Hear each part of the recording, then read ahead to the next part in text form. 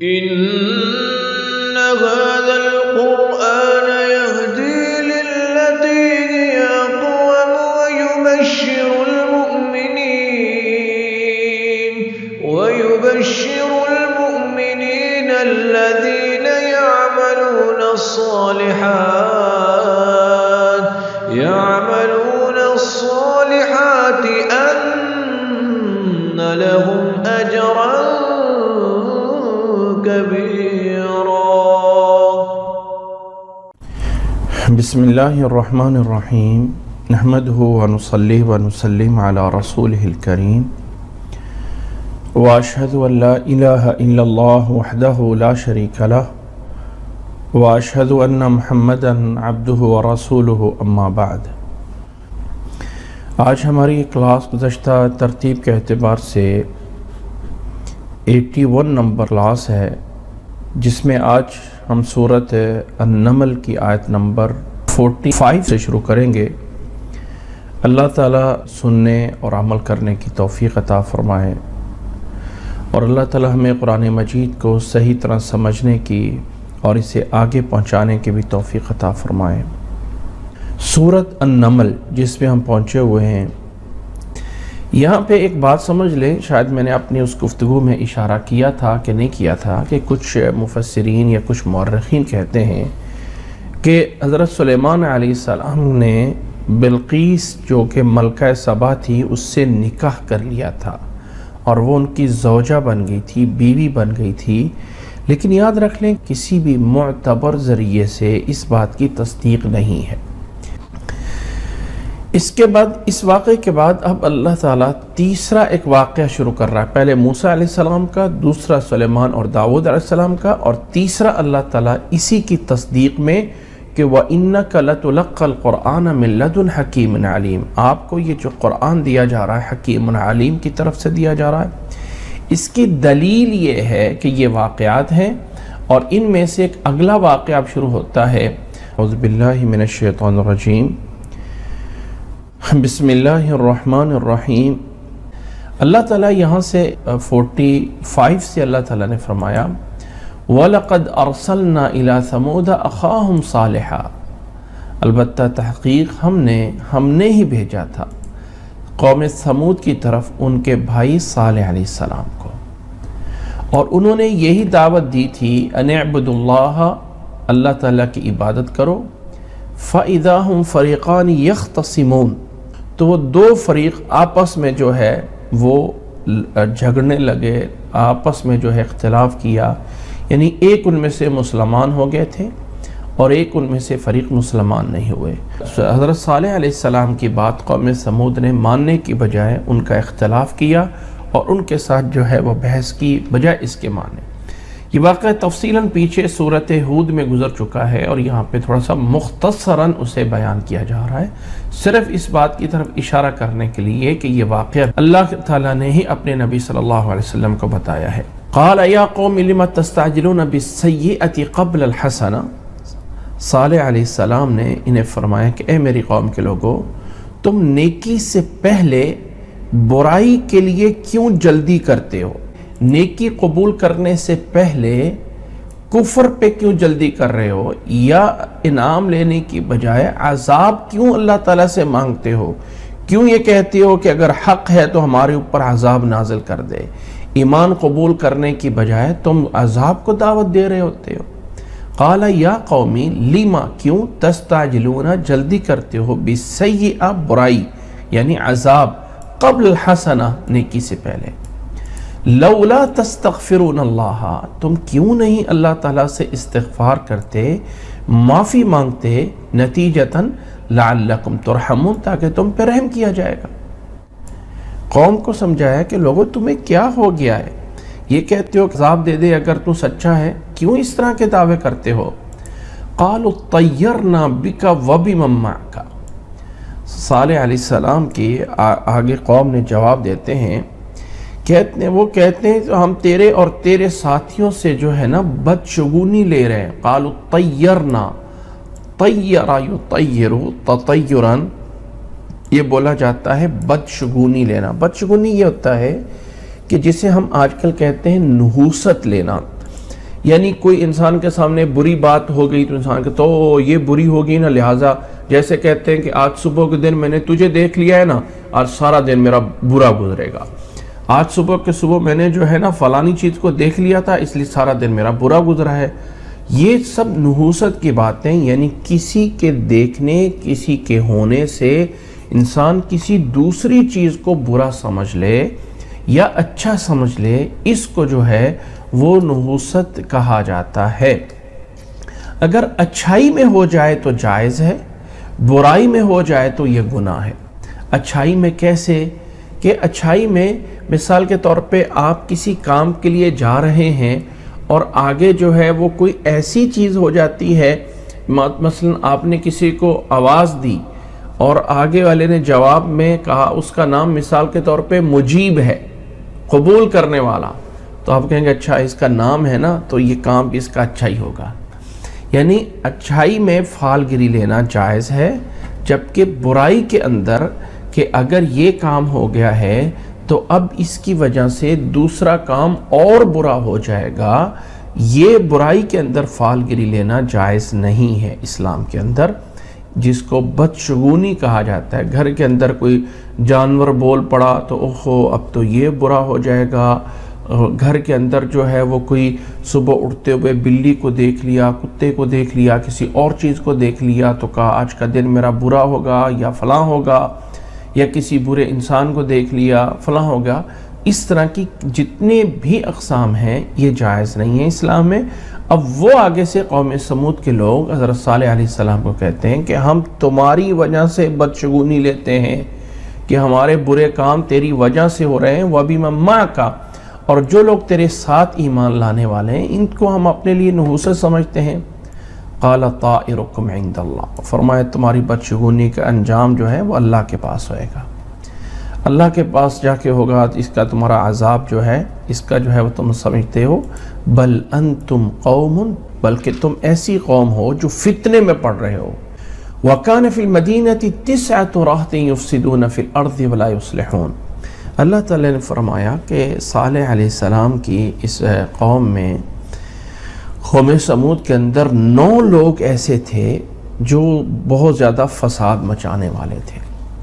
صالح علیہ السلام کو اللہ تعالیٰ نے معجزہ یہ عطا فرمایا تھا کہ ان کے مطالبے پر اللہ تعالیٰ نے پہاڑ سے اونٹنی نکال کے دی تھی، جس نے نکلتے ہی فوری بچہ دے دیا تھا.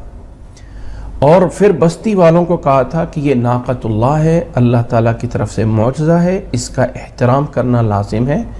بستی والوں میں سے 9 ایسے بدماش تھے جنہوں نے اس اونٹنی کے جو ہے وہ پاؤں کاٹ دیے تھے اور صالح علیہ السلام کو نعوذ باللہ شہید کرنے کا پلان بنایا تھا. اللہ تعالیٰ نے فرمایا کہ یہ 9 ایسے لوگ تھے. وَكَانَ فِي الْمَدِينَةِ 9 رَهْطٍ.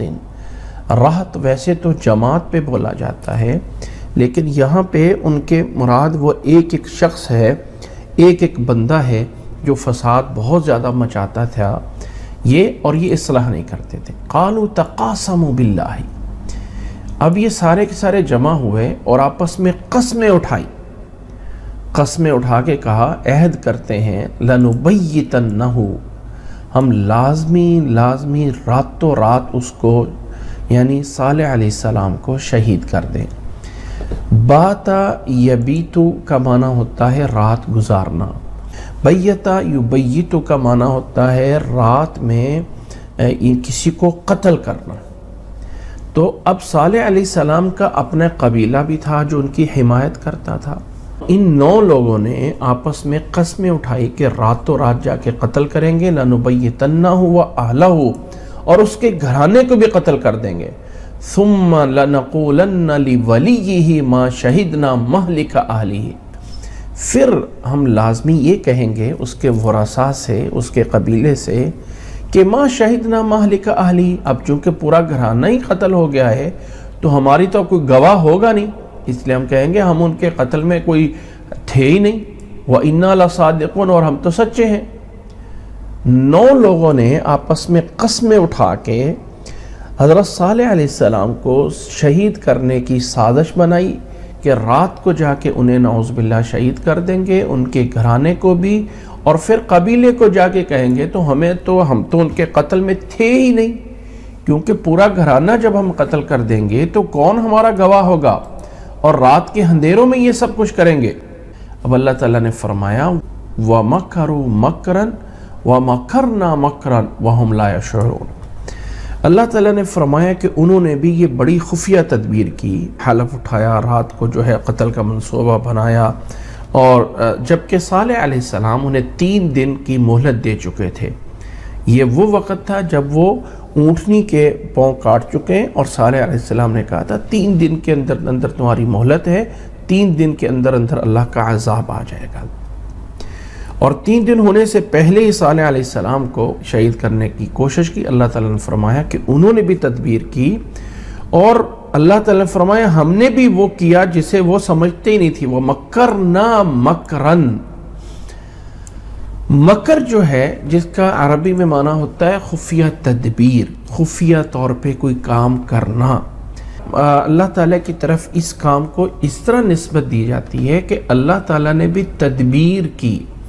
ہمارے اردو لینگویج میں، ہماری ایک لینگویج زبان بہت کلوز ہے، یعنی اس میں الفاظ تھوڑے ہیں، معانی کے لیے سب معنوں کے لیے اتنے الفاظ نہیں ہیں، تو ہمارے ہاں مکر ہی بولا جاتا ہے۔ مکر کیا کیا؟ برائی کی، اس نے مکر کیا، اس نے برا کیا، فلاں کیا۔ عربی میں مکر ایک خفیہ تدبیر، ایک خفیہ کام پہ بولا جاتا ہے، اور اللہ تعالیٰ کا خفیہ کام ان کی طرح نہیں تھا، بلکہ اللہ تعالیٰ نے بھی صالح علیہ السلام کو بچانے کا انتظام کیا تھا، اور ان پہ عذاب آ گیا اور وہ تباہ ہوئے۔ تو یہاں پہ ان کا مکر اپنا تھا، سازش کرنا، اور اللہ تعالیٰ کا مکر اللہ تعالیٰ کی تدبیر کرنا تھا۔ فانظر کیف کان عاقبۃ مکرہم، آپ ذرا دیکھیے پھر ان کا انجام کیسا ہوا۔ بڑی اللہ تعالیٰ کی طرف سے چیخ آئی، اور ان کے اوپر جو ہے وہ بارش برسائی گئی پتھروں کی۔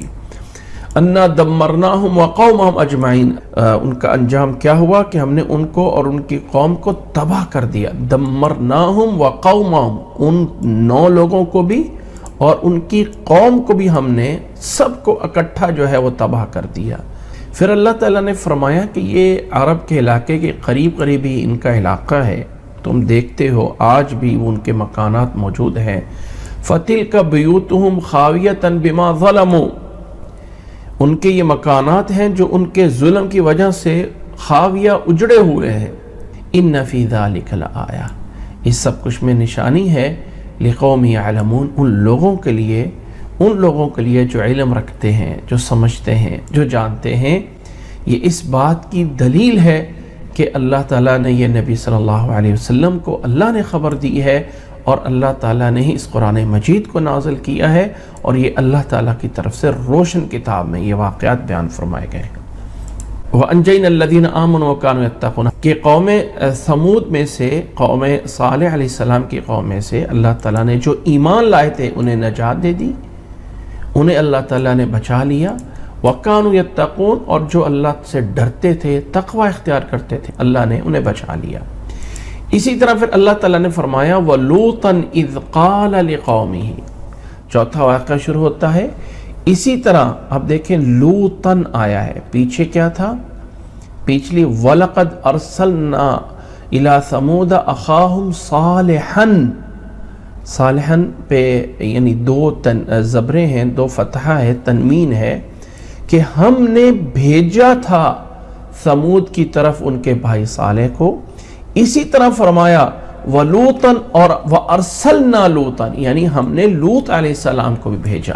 اِذْ قَالَ لِقَوْمِهِ أَتَأْتُونَ الْفَاحِشَةَ وَأَنْتُمْ تُبْصِرُونَ، انہوں نے اپنی قوم سے کہا کہ تم بھلے دیکھتے ہو، انتم تبصرون، تم بڑے بصیرت ہو، سمجھدار والے ہو، سمجھداری کے باوجود تم بڑی بری بے حیائی کو کرتے ہو۔ أَتَأْتُونَ الْفَاحِشَةَ، کہ تم اتنی برا کام کر رہے ہو باوجود اس کے کہ تم بڑے سمجھدار ہو۔ یہ لوط علیہ السلام نے اپنی قوم سے کہا۔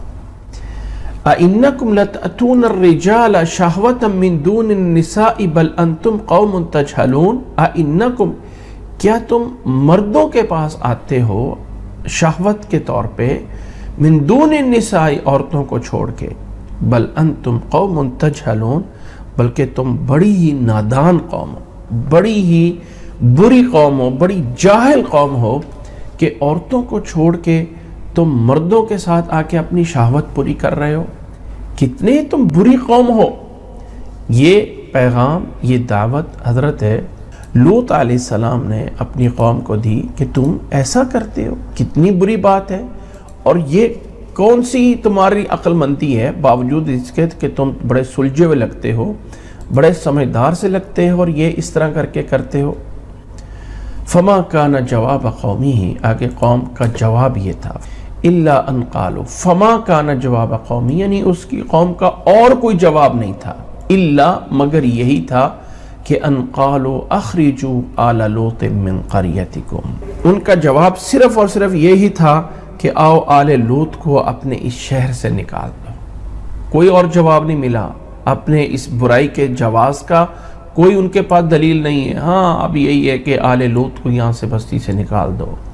انہم اناس یتطہرون، یہ کچھ ایسے لوگ ہیں جو بڑے پاک ساز ہیں، بڑے پاک باز بن رہے ہیں۔ یہاں پہ ایک بات تھوڑی سی سمجھیے گا، اس کا مطلب وہ سمجھتے تھے قوم لوط کے لوگ کہ جس برائی کو ہم کر رہے ہیں وہ پاکی نہیں ہے، ناپاکی ہے، اس لیے اپنے مخالفین کو جو تانا دے رہے ہیں وہ پاک بازی کا دے رہے ہیں۔ اس کا مطلب وہ جانتے ہیں کہ ہم پاک باز نہیں ہیں۔ پھر اللہ نے فرمایا کیا انجام کیا ہوا، فَأَنْجَيْنَاهُ وَأَهْلَهُ إِلَّا امْرَأَتَهُ، اللہ تعالیٰ نے فرمایا کہ لوط علیہ السلام کو ہم نے نجات دے دی، اس کے گھرانے کو بھی، سوائے اس کی بیوی کے، کیونکہ وہ مسلمان نہیں ہوئی تھی۔ ہاں ان کے ساتھ برائی میں شامل نہیں تھی لیکن اسلام قبول نہیں کیا تھا، جبکہ نجات کے لیے یہ لازم ہے کہ ایمان لانا بھی ضروری تھا، صرف برائی سے بچنا لازم نہیں، اور ان کے گھرانے کو بھی، ان کے اہل کو بھی، الا امرأتہ، سوا ان کی بیوی کے، کیونکہ ان کی بیٹیاں بھی تھیں، ان کا گھرانہ تھا، سوا ان کی بیوی کے۔ قدرناہا من الغابرین، ہم نے اس کا اندازہ یہی لگایا تھا کہ وہ پیچھے رہنے والوں میں سے ہے۔ بیوی جو ہے لوط علیہ السلام کی، وہ پیچھے رہنے والوں میں سے تھی۔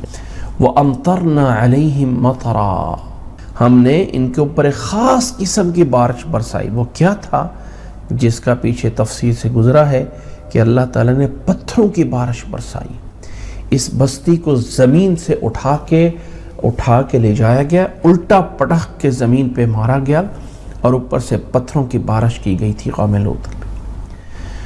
فَسَاءَ مَطَرُ الْمُنذَرِينَ، بہت بری تھی وہ بارش جو ان ڈرائے جانے والوں کی تھی، ان دھمکائے جانے والوں کے لیے جو بارش تھی وہ بہت بری تھی، بڑا اللہ کا عذاب تھا۔ اب یہ واقعات بیان ہوئے، سورت کا ذرا انداز دیکھیے گا۔ اس سورت کا انداز کیا ہے؟ اے نبی صلی اللہ علیہ وسلم، آپ کو یہ آیات قرآن مجید کی دی جا رہی ہیں، کتاب مبین بھی ہے، اور یہ آپ کو دی جا رہی ہیں، آپ قرآن مجید جو ہے وہ لے رہے ہیں۔ اس میں واقعہ موسیٰ علیہ السلام کا بھی ہے، اس میں واقعہ سلیمان علیہ السلام کا بھی ہے، اس میں واقعہ صالح علیہ السلام کا بھی ہے، اور اس میں اشارہ لوط علیہ السلام کی طرف سے بھی ہے، جو کہ اس بات کی دلیل ہے کہ یہ اللہ کی طرف سے ہے، آپ کو کوئی سکھا نہیں رہا۔ یہ واقعات اس بات کی دلیل ہوئے۔ اب آگے سے پھر خطاب محمد صلی اللہ علیہ وسلم کو، قل الحمدللہ، فرما دیجئے تمام تعریفیں اللہ کے لیے ہیں، یعنی ہر قسم کا شکر بھی اللہ کے لیے ہے۔ آخر یہ کس بات پہ شکر ہے؟ پیچھے کون سا وہ کام ہے کہ آگے بتایا کہ اب فرما دیجئے الحمدللہ؟ کیا ہے؟ نمبر ایک کہ یہ قرآن اللہ کی طرف سے ہے، اور یہ واقعات میں یقیناً رسولوں نے پیغام پہنچایا اور اللہ کا حکم پورا ہو گیا۔ الحمدللہ کہ اللہ تعالیٰ نے نیک لوگوں کو نجات بھی دے دی۔ نیک لوگوں کو جو نجات دی اس کا اگلا اشارہ ہے وَسَلَامٌ عَلَىٰ عِبَادِهِ الَّذِينَ اصْطَفَىٰ، اور سلامتی ہو اللہ کے ان بندوں پر جنہیں اللہ نے چن لیا۔ اللہ خیر اما یشرکون، کیا اللہ کی ذات بہتر ہے؟ جو اللہ تعالیٰ سب کچھ دیتا ہے وہ بہتر ہے۔ اما یشرکون، یا وہ جنہیں یہ اللہ کے ساتھ شریک بناتے ہیں، کیا بہتر ہے؟ اللہ بہتر ہے، تمام تعریفیں اس اللہ کے لیے ہیں۔ اب یہاں پہ ایک بات سمجھنے والی ہے کہ فرمایا قُلِ الْحَمْدُ لِلَّهِ وَسَلَامٌ عَلَى عِبَادِهِ الَّذِينَ اصْطَفَى۔ اللہ تعالیٰ کہہ رہا ہے کہ آپ فرما دیجئے تمام تعریفیں اللہ کے لیے ہیں، اور سلام ہو اللہ کے چنے ہوئے بندوں پر۔ اب یہ جو چنے ہوئے بندوں پر سلام ہو، یہ جملہ استئنافیہ ہے یا قل کا مقولہ ہے؟ یعنی کیسے؟ ایک مفہوم یہ ہے کہ آپ اللہ کی تعریف کریں، قل الحمدللہ، آپ اللہ کا شکر ادا کریں، اور ہماری طرف سے سلام ہے نیک بندوں پر۔ ایک معنی یہ ہے۔ دوسرا معنی یہ ہے کہ آپ اللہ تعالیٰ کا شکر اور تعریف کریں اور سلام بھیجیں ان نیک بندوں پر جنہیں اللہ نے چن لیا ہوا ہے۔ یہ دونوں مفہوم موجود ہیں، لیکن قرآن مجید کی باقی جگہوں پہ جہاں اللہ تعالیٰ اپنے نیک بندوں پہ سلام بھیجتا ہے، سلام علی من اتبع الہدی، یا اس طرح کر کے، تو یہ سلام اللہ کی طرف سے ہو تو زیادہ بہتر ہے۔ قل الحمدللہ، فرما دیجئے تمام تعریفیں اللہ کے لیے ہے کہ اللہ اپنے وعدے پورے کرتا ہے۔ اللہ تعالیٰ نے قرآن مجید میں جو واقعات بتائے ہیں یہ سچ ہیں، اور اللہ کی طرف سے سلام ہے، سلامتی ہے اللہ کے ان بندوں پر جنہیں چن لیا گیا۔ علی عبادہ الذین اصطفی، اصطفی جسے اس نے چن لیا۔ اللہ کن بندوں کو چنتا ہے؟ یہاں پہ پھر اصطفیٰ سے آگے پھر دو معنی مفہوم ہیں کہ جن بندوں کو اللہ تعالیٰ نے چن لیا، اس سے مراد کون لوگ ہیں؟ آیا اس سے مراد وہ ہیں جو اللہ کے انبیاء ہیں، یا اس سے مراد عام بات ہے جس میں انبیاء بھی ہیں، نیک لوگ، صلحاء اور اللہ کے ماننے والے سارے ہیں؟ تو واللہ عالم، یہ بات اس کو عام رکھا جائے تو بہتر ہے کہ سلامتی ہو اللہ کی ان نیک بندوں پہ جنہیں اللہ نے چن لیا اپنی عبادت کے لیے، جس میں اول با اول انبیاء بھی ہیں، پھر نیک لوگ، پھر صالح ہیں۔ فرمایا سلامتی ہے اللہ کے ان بندوں پر، اللہ خیر اما یشرکون، اللہ خیر، کیا اللہ بہتر ہے یا جن کو تم اللہ کے ساتھ شریک بنا رہے ہو وہ بہتر ہے؟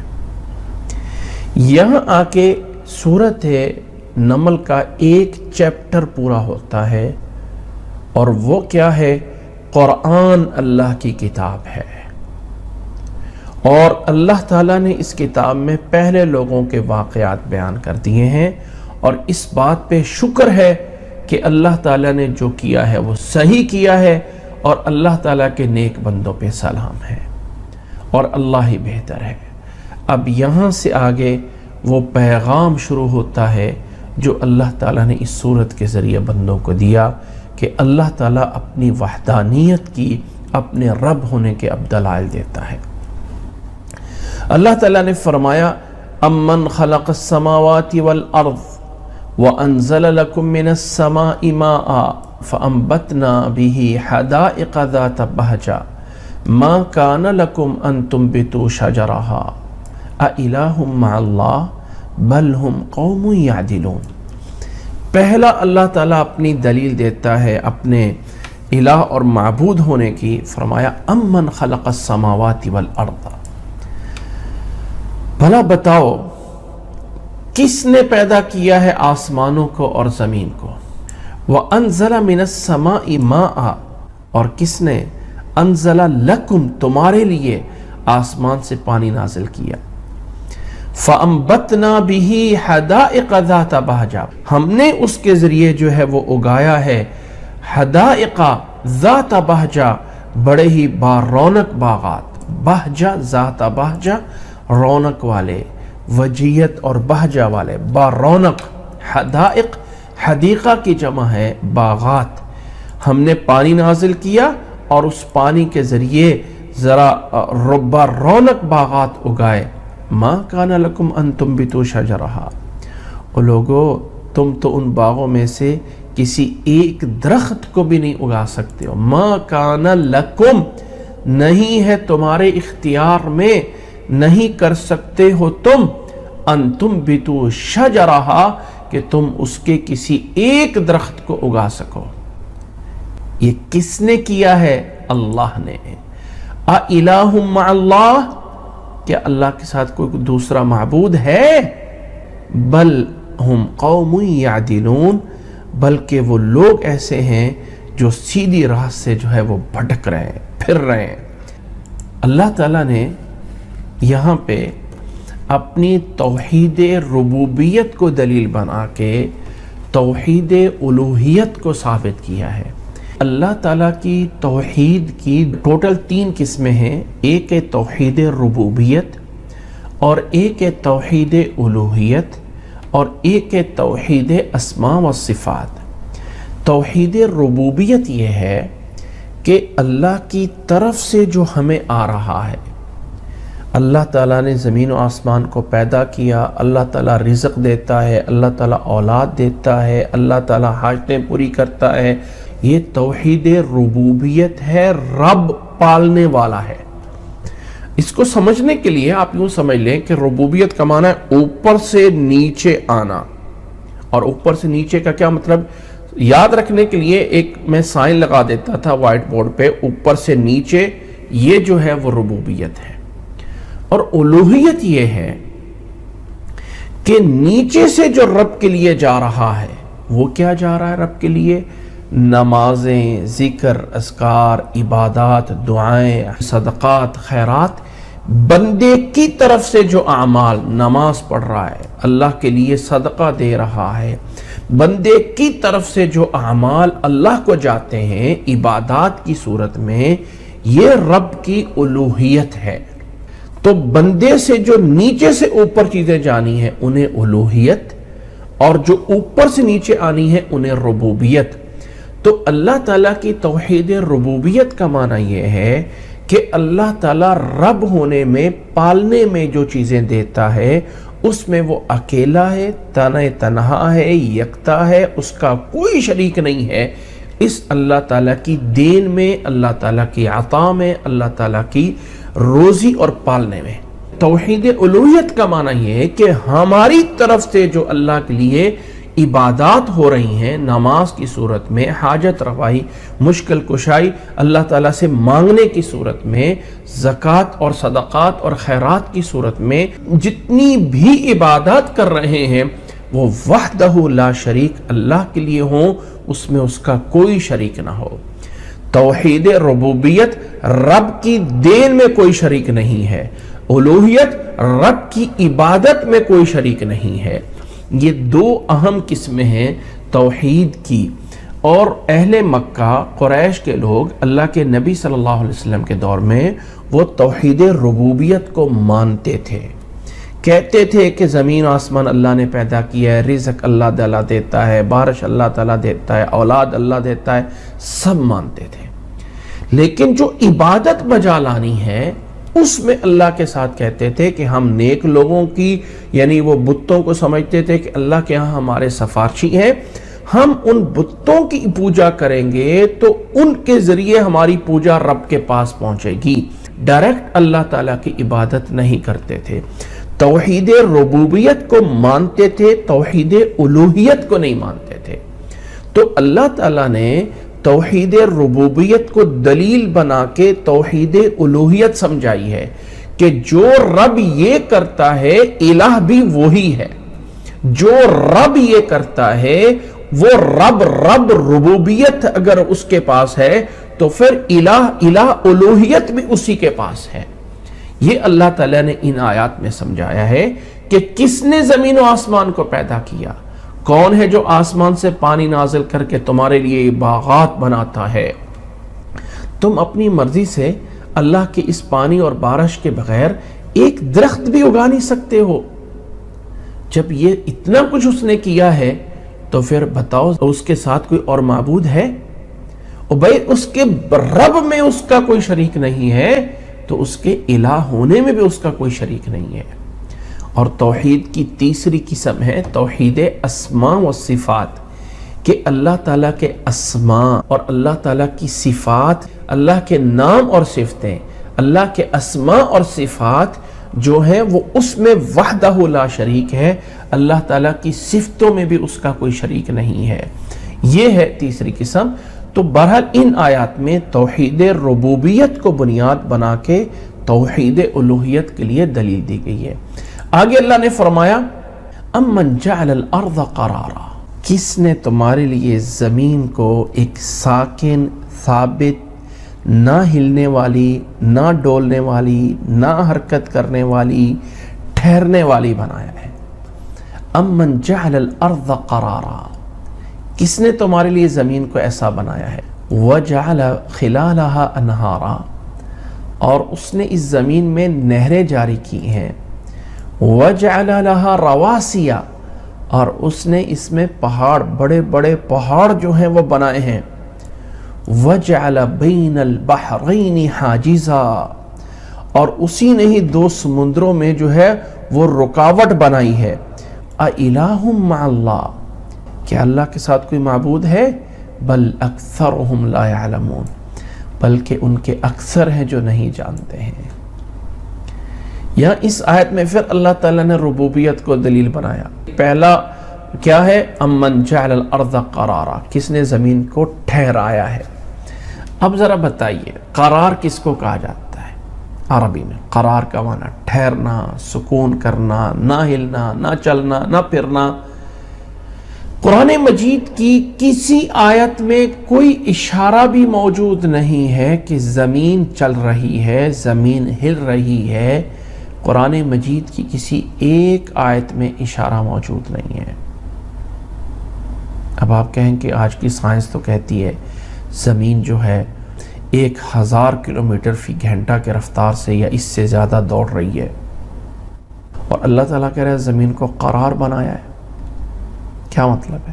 اور اس کا ایک معنی یہ کیا جاتا ہے کہ زمین گویا کہ ہمارے لیے قرار ہے، ان بندوں کے رہنے کے لیے تو قرار ہے نا، یعنی بندے کو محسوس تو نہیں ہو رہا ہے، لیکن اللہ تعالیٰ کی آیات کو ان کے اصلی معنی پہ محمول کیا جائے زیادہ بہتر ہوتا ہے۔ انشاءاللہ یہ مضمون تفصیل کے ساتھ آگے آئے گا، زمین و آسمان کی بناوٹ کیسے بنائے گئے، کیا ان کے چل رہا ہے۔ اللہ تعالیٰ اپنی نعمت گنواتا ہے، کس نے تمہارے لیے زمین کو ایک ٹھہرنے والی چیز بنایا ہے، اور اللہ نے اس میں تمہارے لیے نہریں جاری کی ہیں۔ وجعل لها رواسیا، اور اللہ نے اس میں پہاڑ بنائے ہیں۔ وجعل بین البحرین حاجزا، اور اللہ تعالیٰ نے دو سمندروں کے درمیان حاجز بنا دیا ہے، پردہ بنائے۔ کیا پردہ ہے دو سمندروں کے درمیان؟ کہاں پہ؟ عموماً ویڈیوز ہمارے سامنے بنائی جاتی ہیں، دکھائی جاتی ہیں ویڈیو کہ دیکھو ایک طرف وائٹ پانی چل رہا ہے، ایک طرف بلو پانی چل رہا ہے، تو کون ہے جو ان میں پردہ ڈال رہا ہے؟ وجعل بین البحرین حاجزا، اللہ ہی کر رہا ہے۔ کیا اس سے مراد وہ ہے مجمع البحرین جہاں جا دریا آپس میں جمع ہوتے ہیں؟ نہیں، لازمی نہیں کہ وہ ہے۔ اس کائنات میں موجود ہے ایک میٹھا پانی اور ایک کھارا پانی، ایک سمندروں کا پانی اور ایک زمین کا پانی جسے ہم پیتے ہیں۔ کون ہے جو ان دونوں پانیوں کے اندر فرق رکھتا ہے؟ زمین کے میٹھے پانی کو، سمندر کے کھاری پانی کو کون آپس میں الگ الگ رکھتا ہے؟ وہ اللہ ہے۔ وجعل بین البحرین حاجزا اِلٰہٌ مع اللہ، کیا یہ سب کچھ جب اللہ کر رہا ہے تو اللہ کے ساتھ کوئی معبود نہیں ہے؟ کون ہے اللہ کے ساتھ دوسرا معبود؟ بل اکثرہم لا یعلمون، بلکہ اکثر نہیں جانتے، نہیں سمجھتے ہیں۔ پھر اللہ تعالیٰ نے اب تیسری آیت میں فرمایا امن یجیب المضطر اذا دعاہ ویکشف السوء ویجعلکم خلفاء الارض اِلٰہٌ مع اللہ قلیلا ما تذکرون۔ اللہ تعالیٰ نے فرمایا امن یجیب المضطر، کون ہے مضطر کی بات جو سنتا ہے؟ کون ہے جو مجبور کے پکارنے والے کی پکار کو سنتا ہے؟ مضطر اضطراب کی حالت میں کسی بے کس اور مجبور کی پکار کو کون سنتا ہے؟ اس وقت کے مشرک بھی جب سمندروں میں، دریاؤں میں جا کے پھنس جاتے تھے نا، تو صرف اللہ کو پکارتے تھے۔ اللہ کے لیے دعا کو خالص کر دیتے تھے. لیکن افسوس یہ ہے کہ آج کا نام نہاد مسلمان اپنے آپ کو مسلمان کہنے والا، جبکہ وہ دوسروں کو پکار رہا ہوتا ہے اور مصیبت میں بھی جا کے دوسروں کو پکار رہا ہوتا ہے. کیا ہے یہ اسلام؟ کہاں گیا اسلام؟ جب مجبوری میں بھی جا کے غیر اللہ کے آگے ہاتھ پھیلا رہے ہوتے ہیں. اللہ نے فرمایا امن یجیب المضطر، کون ہے جو کسی بے کس اور مجبور کی بات کو سنتا ہے، اذا دعاہ، جب اسے پکارتا ہے، ویکشف السوء، اور اللہ تعالیٰ ہی ہے جو اس تکلیف کو دور کرتا ہے، وَيَجْعَلُكُمْ خُلَفَاءَ الْأَرْضِ، اور اللہ تعالیٰ زمین پہ تمہیں خلیفہ بناتا ہے، ایک دوسرے کے پیچھے آنے والے بناتا ہے. ایک امت کے بعد دوسری امت، ایک قوم کے بعد دوسری قوم، ایک شخص کے بعد دوسرا شخص، یہ اللہ تعالیٰ ہی کر رہا ہے.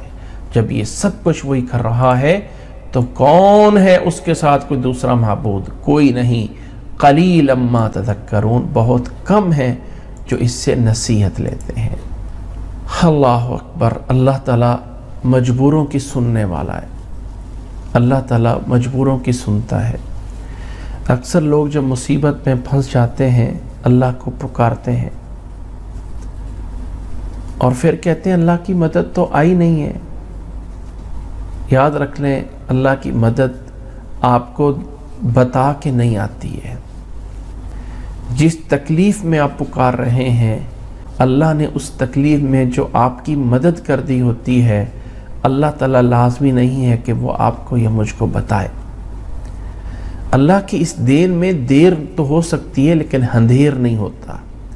اللہ تعالیٰ کو پتہ ہوتا ہے کہ کب کس وقت کس کو کیسے دینا ہے اور کب کس وقت کس کو کیسے پکڑنا ہے. ہم کہتے ہیں کہ ہم بٹن دبائیں اور یوں ہو جائے، ایسا نہیں ہے. بعض دفعہ انسان کہتا ہے میں اتنا مجبور ہوں، میں اتنا مظلوم ہوں، میں اتنا اللہ کو پکار رہا ہوں، اللہ تعالیٰ مجھے کیوں نہیں دے رہا؟ بھائی اللہ تعالیٰ کی اس میں بھی حکمت ہے کہ ہو سکتا ہے اللہ تعالیٰ تجھے ہی کو آزما رہا ہو، کہ اللہ تعالیٰ تیری ان سب دعاؤں کو، تیری ان سب عبادات کو اللہ تعالیٰ تیرے لیے جنت میں تیرے درجات بلند کر رہا ہو، جبکہ دنیا میں تیرے پاس وہ اعمال نہیں ہے جو تیرے لیے اس درجے کو پہنچ سکتے ہیں جو اللہ نے تیرے لیے بنایا ہے. تو اللہ تعالیٰ تجھے ان میں کسی مشکل میں ڈال کے اللہ تعالیٰ تیرے لیے درجات بلند کر رہے ہیں. اور ہو سک رہا ہے جس مظلوم کے حق میں آپ بد دعا کر رہے ہیں، اللہ آپ کی مدد کر رہا ہے. ظالم کو یوں تڑپا کے یوں پھٹک کے مار دے، ایسا نہیں ہے. اللہ تعالیٰ اس ظالم کو اور ایسی جگہ سے پکڑ رہا ہے جو آپ کے وہم و گمان میں نہیں ہوگا. اب لازمی نہیں ہے کہ اللہ آپ کا بدلہ آپ کو بتا کے لے، نہیں. آپ پہ ظلم ہوا ہے، اللہ تعالیٰ اس ظلم کا اسے بدلہ دے گا. اللہ کے نبی صلی اللہ علیہ وسلم نے فرمایا تھا اتقی من دعوت المظلوم، مظلوم کی آہ سے، مظلوم کی بد دعا سے اپنے آپ کو بچاؤ. فإنہ لیس بینہ وبین اللہ حجاب، اس مظلوم کی پکار اور اللہ تعالیٰ کے درمیان کوئی پردہ نہیں ہوتا. ڈائریکٹ اللہ تعالیٰ سنتا ہے، لیکن اس کا فیصلہ مجھے یا آپ کو دکھانا لازم نہیں ہوتا کہ ہم سمجھتے ہیں کہ ہمیں دکھایا جائے اللہ نے اس سے کیا بدلہ لیا. نہیں، یہ کوئی ضروری نہیں ہوتا. سمجھ لیجئے کہ میری رب نے دعا قبول فرما لی ہے. اللہ کے ساتھ حسن ظن رکھنا، ایک بات نوٹ کیجئے، پلے باندھ لیجئے کہ انسان کی دعاؤں کا بہت بڑا قبول ہونے میں یہ عمل ہے کہ انسان اللہ کے بارے میں حسن ظن رکھے کہ جو میں نے رب سے مانگا ہے نا وہ اللہ نے مجھے دے دیا ہے، لیکن کب اس کا ٹائم آنا ہے وہ اللہ کو پتہ ہے. رسول اللہ صلی اللہ علیہ وسلم نے وہ حدیث قدسی میں فرمایا نا، انا عند ظن عبدی بی، کہ اللہ تعالیٰ کہتا ہے میں اپنے بندے کے گمان کے پاس ہوتا ہوں. میرا بندہ میرے بارے میں کیسا گمان کرتا ہے. تو جب اللہ سے مانگ رہے ہیں نا تو یقین کیجئے اللہ تعالیٰ نے دے دیا ہے. رسول اللہ صلی اللہ علیہ وسلم کی ایک حدیث بھی ہے، ادعوا اللہ وانتم موقنون بالاجابہ، اللہ سے اس حال میں دعا کرو کہ قبولیت کا یقین ہو، لیکن دعا تو کرو نا. او بھئی مانگنے کا کوئی طریقہ بھی تو ہوتا ہے نا. یہ کون سا ہے کہ ہم دعا کر دے, حالت ہے مولوی صاحب دعا کر دو, فلانے صاحب دعا کر دو, میرے لیے دعا. بھئی کون سی دعا ہے؟ رب کے سامنے وضو کر کے گڑ گڑا کے رو کے ذرا خود مانگے. اور جتنا آپ کو اپنی تڑپ ہے نا, کسی مولوی صاحب کو آپ کی وہ تڑپ نہیں ہے. جتنا آپ کو رب سے اس چیز کی ضرورت ہے اتنے دوسرے کو نہیں ہے. رات کو اٹھ کے جب رب سے تنہائی میں مانگیں گے, اللہ تیرے علاوہ کوئی نہیں مجھے دینے والا, اللہ میں مجبور ہوں, تو وحدہ لا شریک ہے. ہاں میں گنہگار ہوں اللہ, اپنے گناہوں کا اقرار کرتا ہوں. اللہ میں تجھ سے مانگ رہا ہوں, میرے لیے اپنی رحمت کے دروازے کھول دے. اللہ کی قسم اس طرح مانگ کے دیکھیے, اللہ چھت پھاڑ کے بھی دے گا. وہ ایک واقعہ ہے, امام ابن جوزی نے اپنی کتاب صفت الصفوہ میں لکھا ہے. کتاب ایک ایسی کتاب جس میں نیک لوگوں کے کچھ واقعات ہیں, اور یہ صرف نیک لوگوں کے واقعات ہیں, کوئی دلیل نہیں ہے کہ میں حدیث بیان کر رہا ہوں. وہ اپنی اس کتاب میں ایک واقعہ لکھتے ہیں کہ ایک بندہ تھا جو مال خرید کے ایک جگہ سے دوسری جگہ لے جایا کرتا تھا. مال خرید کے اپنے اس جانوروں پہ, اپنے گدھے تھے یا کھچر تھے, اس پہ مار رکھ کے ایک شہر سے دوسرے شہر جاتا تھا. ایک دفعہ وہ مال خریدا اس نے, اور مال خرید کے جو ہے وہ جا رہا تھا, تو راستے میں اس کو ایک مسافر ملا. مسافر نے کہا تم کدھر جا رہا ہے؟ اس نے کہا میں فلاں جگہ پہ جا رہا ہوں. اس مسافر نے کہا میں نے بھی جانا, مجھے بھی ساتھ لیتے جاؤ. جب وہ چل پڑے تو مسافر نے کہا کہ یہ جو راستہ ہے نا, اس کی بجائے یہ ایک شارٹ کٹ راستہ ہے, مجھے پتا ہے, ادھر سے آ جاؤ. وہ شارٹ کٹ راستے پہ چل پڑے. چلتے چلتے آگے گئے تو وہ راستہ ایک جنگل میں آ کے ختم ہو گیا. وہاں کیا دیکھتے ہیں کہ لاشیں پڑی ہوئی ہیں بہت ساری, اور وہ جو مسافر تھا جس کو اس نے گویا کہ اپنے ساتھ چلنے کے لیے لفٹ دی تھی, وہ نیچے اترا اور خنجر نکال لیا اور اس بندے سے کہا کہ میں تجھے قتل کرنے لگا ہوں. اس نے کہا مجھے قتل نہ کر, یہ مال سارا یہ سارا کچھ لے لے, مجھے چھوڑ دے. اس نے کہا نہیں, تجھے قتل کروں گا اور پھر تیرا مال سارا قبضے میں کروں گا. اس نے کہا اچھا پھر آخری خواہش یہ ہے کہ مجھے 2 رکعت نماز پڑھنے دے. وہ اللہ کا بندہ 2 رکعت نماز پڑھنا شروع کی, اور نماز میں کہتے ہیں جب پڑھنا شروع کی تو اللہ کا خوف اور ڈر ایسا آ رہا ہے کہ پتہ ہے کہ زندگی کی آخری نماز ہے, پتہ ہے کہ اس کے بعد چلا جانا ہے. کہتے ہیں نماز شروع کی, سورۃ فاتحہ پڑھی, آگے سے قرآن مجید کہیں سے آ ہی نہیں رہا کہاں سے پڑھوں, کہ اچانک یہ آیت آتی ہے أَمَّن يُجِيبُ الْمُضْطَرَّ إِذَا دَعَاهُ وَيَكْشِفُ السُّوءَ وَيَجْعَلُكُمْ خُلَفَاءَ الْأَرْضِ.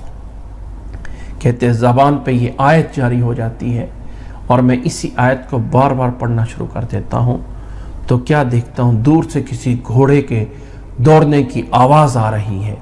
ایک تیز گھوڑا دوڑتا ہوا آتا ہے, اس کے ہاتھ میں نیزہ ہے, اور اس ڈاکو کو وہ نیزہ آ کے مار کے سیدھا دوڑ کے جو ہے وہ چلا جاتا ہے. یہ کسی نیک بندے کا واقعہ ہے, جو اللہ کے نیک بندے ہوتے ہیں کہ اللہ کبھی کبھی فوری مدد بھی کر دیتا ہے. لیکن ہر جگہ پہ ایسا نہیں ہوتا ہے. یہ دنیا دار الاسباب ہے, ایک سبب کے بعد رزلٹ آتا ہے. یقین رکھنا ہے کہ تکلیف میں اللہ کے علاوہ کوئی مددگار نہیں ہے. اور اللہ کے لیے بات نوٹ کر لیجئے, لوگوں کو تکلیفیں بتا کر لوگ کبھی بھی آپ کے خیر خواہ یا آپ کے مددگار نہیں بنتے ہیں. ایک بات پلے باندھ لیجئے میرے بھائی اور میری بہن, اپنے گھر کی اپنے باہر کی تکلیفیں بتا کر, دوست کو, گھر والوں کو, کسی کو تکلیفیں بتا کر لوگ کبھی آپ کے حمایتی نہیں بنیں گے. آپ اپنی مجبوری اللہ کو بتائیں گے تو لوگ آپ کے ہمدرد بن جائیں گے. اور اللہ کی قسم لوگوں کی زندگی میں یہ ہوتا ہوا دیکھا ہے. جب تک لوگوں کے آگے شکوے لے کے جاتے تھے, مجھے یہ ہوا, فلاں یہ ہوا, فلاں یہ ہوا, لوگ ہمیشہ کہتے ہیں یہ تو ہمیشہ کرتا رہتا ہے, یہ تو ہمیشہ کرتی رہتی ہے, یہ تو عادت ہے ان کی رونے دھونے کی. کوئی مدد نہیں کرتا. ہر ایک کے دین کا ایک وقت ہوتا ہے. کب تک کوئی آپ کو دے گا؟ کب تک کوئی مجھے جو ہے وہ خیر خواہی کرے گا؟ ہر کوئی ایک وقت تک ہوتا ہے. جی ٹھیک ہے، ہم آپ کے ساتھ ہیں، آپ کی مدد کریں گے، فکر نہ کریں، آپ کریں، ہم آپ کے پیچھے. لیکن ایک ٹائم آتا ہے سب چھوڑ جاتے ہیں. ایک وہ ذات ہے جو مصیبت میں کام آنے والی ہے. یہ اللہ تعالیٰ بتا رہا اس آیت میں، امن یجیب المضطر اذا دعاہ، کون ہے جو کسی مجبور بے کس کی فوری بات سنتا ہے. یجیب قبول کرتا ہے، سنتا ہے اس کی بات. اذا دعاہ، جب اس کو کوئی پکارتا ہے، جب اس کو کوئی بلاتا ہے، پکارتا ہے، مانگتا ہے. وَيَكْشِفُ السُّوءَ، اور وہی برائی کو، تکلیف کو وہی دور کرتا ہے، وہ اللہ ہی دور کرتا ہے. وَيَجْعَلُكُمْ خُلَفَاءَ الْأَرْضِ، اور زمین میں ایک دوسرے کے پیچھے آنے والے. خلیفہ کا معنی ہوتا ہے ایک کے بعد دوسرا آنے والا. جب یہ سب کچھ وہ کر رہا ہے، اِلَٰهٌ مَعَ اللَّهِ، کیا پھر بھی کوئی اللہ کے ساتھ دوسرا معبود ہے؟ نہیں. قَلِيلًا مَا تَذَكَّرُونَ، بہت کم ہے جو تم نصیحت لیتے ہو. پھر اللہ نے فرمایا اَمَّن يَهْدِيكُمْ فِي ظُلُمَاتِ الْبَرِّ وَالْبَحْرِ، لوگو ذرا یہ بتاؤ کون ہے جو تمہیں خشکی، البر کہتے ہیں خشکی کو، البحر کہتے ہیں سمندر اور دریاؤں کو، جو سمندروں میں اور خشکیوں کی اندھیروں میں تمہاری رہنمائی کرتا ہے. کون ہے؟ کون ہے جو تمہیں راستہ دکھاتا ہے؟ وَمَن يُرْسِلُ الرِّيَاحَ، اور کون ہے جو ہواؤں کو بھیجتا ہے، بُشْرًا بَيْنَ يَدَيْ رَحْمَتِهِ، جو اللہ کی رحمت کے آنے کی خوشخبریاں دے رہی ہوتی ہیں. بارش آ گئی ہے، اللہ کی رحمت کی ہوا چل رہی ہے، اللہ کی رحمت کی بارش ہونے والی ہے. وہ ہوا اللہ کے رحمت کے آگے خوشخبری بن کے آتی ہیں. کون ہے کرنے والا؟ اِلَٰهٌ مَعَ اللَّهِ، کیا پھر بھی کوئی اللہ کے ساتھ کوئی دوسرا معبود ہے؟ تعالی اللہ عما یشرکون، اللہ بلند ہے تمام ان سے جنہیں تم اللہ کے ساتھ شریک بناتے ہو. یہاں پہ اللہ نے فرمایا لوگوں، خشکی اور تری کے بڑے اندھیرے ہیں بہت سارے. جب دریاؤں کے اندر جہاز چلتے ہیں، سمندروں کے اندر، وہاں پہ یہ آپ کی ہیڈ لائٹ کوئی کام نہیں دیتی ہے. جتنی مرضی لائٹیں چلا لیں، کہاں تک لائٹ پہنچے گی؟ اسی طرح جب ہوائی جہاز زمین سے اوپر چلا جاتا ہے تو وہاں لائٹ کہاں سے جائے گی؟ کوئی لائٹ نہیں ہے. کس نے عقل دی ہے کیسے راستہ بتانا ہے؟ یہدیکم، تمہیں راستے بتاتا ہے. اور بہت سے آج کل ہم سمجھتے ہیں کہ ہماری ٹیکنالوجی اتنی آگے ہو گئی ہے کہ دنیا کے کسی جگہ پہ بھی ہم جا کے جی پی ایس کے ذریعے فلاں کر سکتے ہیں، فلاں کر سکتے ہیں. کچھ جگہیں ایسی بھی ہوتی ہیں جہاں جا کے جی پی ایس بھی ناکام ہو جاتا ہے. جی ہاں. اور جو رب نے مقناطیسی طاقتیں بنائی ہیں وہ نہ بنائی ہوتی تو جی پی ایس کہاں سے چلتا؟ جو اس جی پی ایس کے ذریعے جو آلات پیچھے منصب کیے گئے وہ کس نے عقل دی کے بنائے ہیں؟ اور پہلے لوگ ستاروں کو دیکھ کے اپنے راستے بنا لیتے تھے. یہ ستارے ادھر کی لائن ادھر جا رہی ہے، ادھر کی لائن ادھر ہے. ایک بات نوٹ کر لیجئے، آج کل ہم سمجھتے ہیں نا ہم بڑے ترقی یافتہ ہیں، ہمارے پاس بڑا جی پی ایس راستہ ہے، فلاں ہے.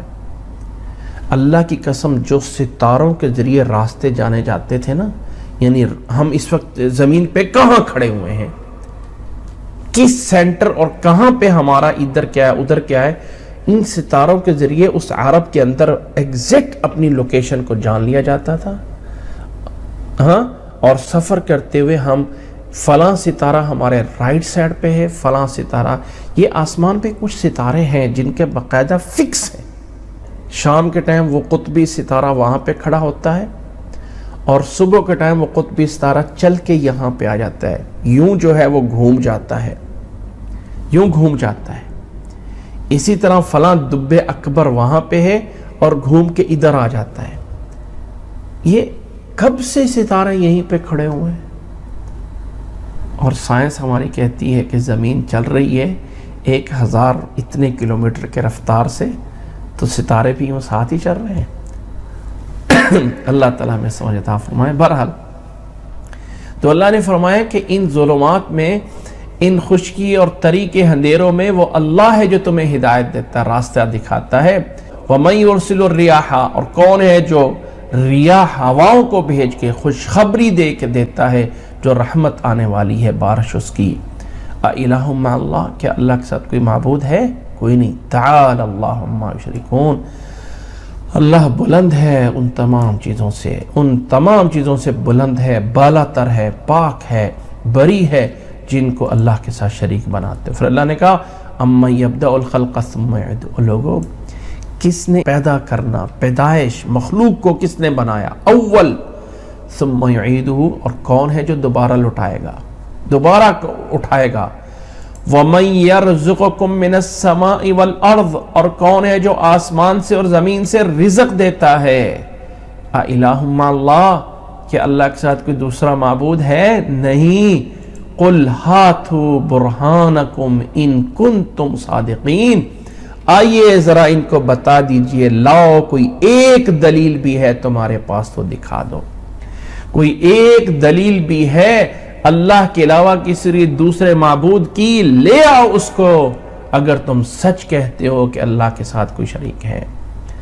اور پھر آخر میں اللہ نے فرمایا قُلْ لَا يَعْلَمُ مَنْ فِي السَّمَاوَاتِ وَالْأَرْضِ الْغَيْبَ إِلَّا اللَّهُ، اللہ اکبر، فرما دیجئے لا یعلم، نہیں جانتا، من فی السماء، جو کوئی آسمانوں میں ہے، والارض، اور زمین میں ہے، الغیب، علم غیب کو، الا اللہ، مگر اللہ، وما یشعرون، اور انہیں یہ بھی معلوم نہیں ہے، ایان یبعثون، انہیں کب اٹھایا جائے گا، انہیں کب جو ہے اٹھا کے کھڑا کیا جائے گا، یہ بھی تو کسی کو نہیں پتا، صرف اللہ کو پتا ہے۔ اس آیت میں اللہ تعالیٰ نے بڑے زور کے لفظوں سے بتایا، قل، فرما دیجئے، زمین اور آسمان میں اللہ کے علاوہ کوئی غیب نہیں جانتا۔ اچھا، غیب کیا ہوتا ہے؟ غیب وہ ہے جو ہم سے پوشیدہ ہے، یعنی ایک تو ہے نا پڑھ کر جان لیا، ایک ایک کسی نے اطلاع دے دی، ایک کے اپنی آنکھوں سے دیکھ کے، ایک کے کانوں سے سن کے، ایک ہاتھ لا کے محسوس کر کے۔ یہ جو حواس خمسہ ہیں یا حواس ستہ ہیں، سکس سینس کو بھی ساتھ ملا لیں، چھٹی حس کو بھی ساتھ ملا لیں، ان تمام چیزوں سے بالا تر ہو کے کسی چیز کو جان لینا، اس کا نام غیب ہے۔ اللہ سے کوئی چیز غائب نہیں ہے، اللہ کے لیے کوئی علم غیب ایسی چیز نہیں کہ اللہ کوئی چیز اللہ سے غائب ہے اور اللہ اس کو جانتا ہے، نہیں۔ جو مخلوقات سے غائب چیزیں ہیں اللہ ان کو جانتا ہے، وہ صرف اللہ ہے، لا یعلم، نہیں کوئی جانتا۔ اللہ کے انبیاء، اللہ تعالیٰ کے انبیاء اور رسل، جتنا اللہ نے بتایا اتنا ان کو علم ہے، اور جتنا اللہ نے نہیں بتایا اتنا نہیں علم ہے۔ حضرت یوسف علیہ السلام 7 کعنان کے باہر کنویں میں گرے پڑے، اللہ نے نہیں بتایا۔ وہ یوسف علیہ السلام مصر میں جا کے جب عزیز مصر بن گئے اور کئی سالوں بعد بھائی غلہ لینے گئے، وہاں پہچان ہو گئی، تو یہاں کعنان کے اندر یعقوب علیہ السلام کہہ رہے ہیں آج مجھے یوسف کی خوشبو آ رہی ہے۔ کس نے بتایا؟ اللہ نے۔ اللہ کے نبی صلی اللہ علیہ وسلم کی زندگی کے واقعات بہت سارے ایسے ہیں۔ حضرت عائشہ رضی اللہ تعالیٰ عنہ کا ہاتھ گم گیا ایک موقع پہ، اور سارے لوگ اس کو تلاش کر رہے ہیں، اور لوگوں کے پاس پانی بھی نہیں ہے، تلاش میں لگے ہوئے لوگ پریشان ہو گئے کہ عائشہ رضی اللہ تعالیٰ عنہ کا ہار گم ہو گیا ہے، اس کی وجہ سے سارے لوگ بیچارے جو ہیں وہ پابند ہو گئے، اور یہاں پہ کوئی پانی کا کنواں بھی نہیں ہے، کیا کریں گے؟ نماز کیسے پڑھیں گے؟ اللہ کی مرضی ہی ایسے تھی کہ اللہ نے تیمم کا حکم نازل کر دیا۔ حضرت عائشہ رضی اللہ تعالیٰ عنہ کے ہار گم کی وجہ سے اللہ نے تیمم کا حکم دے دیا، اور پھر تیمم کر کے نماز پڑھی، اونٹ کو اٹھایا تو نیچے ہار پڑا تھا۔ حضرت عائشہ سے اس سفر میں 2 دفعہ ہار گم ہوا تھا، ایک موقع پہ تیمم فرض ہوا، اور دوسرے موقع پہ جب ہار گم ہوا تھا تو واقعہ ہوا جس کو واقعہ افک کے نام سے جانا جاتا ہے، جس کی تفاصیل ہم نے سورۃ نور میں پڑھی ہے۔ تو اللہ نے جو بتایا وہ پتہ ہے، جو نہیں بتایا وہ نہیں پتہ ہے۔ تو غیب کی باتیں اللہ کے علاوہ کوئی نہیں جانتا ہے۔ اور یہ کہنا کہ اگر ہم کہہ دیں گے کہ نبی عالم الغیب نہیں ہے تو اس سے کوئی توہین ہو جائے گی؟ نہیں، بلکہ تعریف ہوگی کہ اللہ تعالیٰ نے جو مقام اور مرتبہ نبی صلی اللہ علیہ وسلم کو دیا ہے وہی ان کا مرتبہ ہے۔ بَلِ ادَّارَكَ عِلْمُهُمْ فِي الْآخِرَةِ، آخرت کے بارے میں ان کا علم ختم ہو چکا ہے، آخرت کے بارے میں ان کا علم جو ہے وہ عاجز ہو چکے ہیں، نہیں پتا کب ہے، اللہ کو پتا ہے۔ بل ہم فی شک منہا، وہ تو اس کے بارے میں شک کر رہے ہیں، بل ہم منہا عمون، بلکہ وہ اس کے سے جو ہے وہ اندھے ہو رہے ہیں۔ یہ اللہ تعالیٰ نے ان آیات پہ اپنا پیغام اور توحید ربوبیت کو بنیاد بنا کے توحید الوہیت کو سمجھایا ہے۔ جب اللہ کو رب مانتے ہو تو اللہ تعالیٰ کو معبود بھی بنا لو، عبادت بھی پھر اسی کی کرو۔ جب رزق وہ دیتا ہے تو سجدہ بھی اسی کو کرو۔ جب تمہیں اولاد وہ دیتا ہے، تمہارے حاجتیں وہ پوری کرتا ہے، تو عبادت اسی کی کرو، اس کے ساتھ دوسروں کو شریک کیوں کرتے ہو؟ پھر آگے اللہ تعالیٰ نے نہ ماننے والوں کا انجام بتایا، فرمایا وَقَالَ الَّذِينَ كَفَرُوا، اور کافر یہ کہتے ہیں اِذَا كُنَّا تُرَابًا وَآبَاؤُنَا أَإِنَّا لَمُخْرَجُونَ، کافر یہ کہتے ہیں کہ جب ہم مٹی ہو جائیں گے، اذا کننا ترابا، جب مٹی ہو جائیں گے، اسی طرح ہمارے آباء و اجداد بھی جب مٹی ہو جائیں، اِنَّا لَمُخْرَجُونَ، کیا ہمیں دوبارہ سے نکالا جائے گا؟ یعنی وہ اس کو مانتے نہیں تھے۔ آخرت کے بارے میں اللہ نے فرمایا بل ہم فی شک منہا بل ہم منہا عمون، وہ اندھے ہو رہے ہیں اس بارے میں، اور کہتے ہیں کافر کہ مٹی ہونے کے بعد ہمیں ہمارے آباء و اجداد کو کیسے اٹھایا جائے گا؟ پھر کہتے ہیں لَقَدْ وَعِدْنَا هَذَا نَحْنُ وَآبَاؤُنَا مِن قَبْلِ، کہتے ہیں کہ یہ وعدہ کیا گیا تھا ہم سے بھی، ہمارے آباء و اجداد سے بھی، اس سے پہلے ان کو بھی یہ کہا گیا تھا تم اٹھائے جاؤ گے، نکالے جاؤ گے۔ کہتے یہ وعدے ہوتے رہتے ہیں، ان هَذَا إِلَّا أَسَاطِيرُ الْأَوَّلِينَ، کہتے ہیں یہ تو پہلے لوگوں کے افسانے ہیں، ان کے قصے کہانیاں ہیں۔ یہ کافر یہ کہتے ہیں، کافروں کا انداز یہ ہے، کافروں کی باتیں یہ ہیں، یہ کافر ہیں جو ایسا کہتے ہیں۔ قُلْ سِیرُوا فِی الْأَرْضِ فَانظُرُوا کَیْفَ کَانَ عَاقِبَةُ الْمُجْرِمِینَ، فرمایا جاؤ زمین پہ گھوم لو، چلو جاؤ زمین پہ سیر کرو، دیکھو پہلے لوگوں کا انجام کیا ہوا۔ اللہ کی زمین کھلی ہے، اس پہ جا کے دیکھو پہلے لوگوں کا انجام کیا ہوا۔ پھر اللہ تعالیٰ نے اپنے نبی کو مخاطب کر کے کہا وَلَا تَحْزَنْ عَلَيْهِمْ، آپ ان پہ غم نہ کیجیے، آپ افسوس نہ کیجیے۔ وَلَا تَكُنْ فِي ضَيْقٍ مِّمَّا يَمْكُرُونَ، اور آپ اپنے سینے کو تنگ نہ کیجیے، آپ اپنے آپ کو تنگی میں نہ ڈالیے اس سے یہ جو مکر و فریب کر رہے ہیں۔ فرمایا آپ ان کے بارے غم نہ کریں اور ان کے داؤ گھات سے اپنے دل کو تنگ نہ کریں۔ وَيَقُولُونَ مَتَىٰ هَٰذَا الْوَعْدُ، اسی طرح یہ کافر کہتے ہیں کب یہ وعدہ ہے؟ ان کنتم صادقین، اگر تم سچے ہو ان سے کہہ دیجئے قُلْ عَسَىٰ أَن يَكُونَ رَدِفَ لَكُمْ بَعْضُ الَّذِي تَسْتَعْجِلُونَ، فرمایا لوگو تمہیں کیا پتا، تمہیں کیا پتا کہ شاید وہ چیز جس کو تم جلدی کر رہے ہو نا تمہارے پیچھے ہی آ رہی ہو۔ تمہیں کیا پتا کہ تم تو کہہ رہے ہو نا چک کب ہے، کل ہی جا کے تیری جو ہے حشر ہوا، تجھے کیا پتا ہے؟ قُلْ عَسَىٰ، فرمائیے شاید کہ أَن يَكُونَ رَدِفَ لَكُمْ، تمہارے پیچھے ہی ہو۔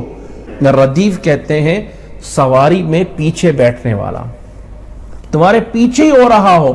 بَعْضُ الَّذِي تَسْتَعْجِلُونَ، بعض اس کا جو تم جلدی مانگ رہے ہو، جو تم کہتے ہو جلدی عذاب آ جائے، ہو سکتا ہے فوری پیچھے آ رہا، تمہیں نہیں پتا ہے، اللہ کو پتا ہے، وہ الگ بات ہے۔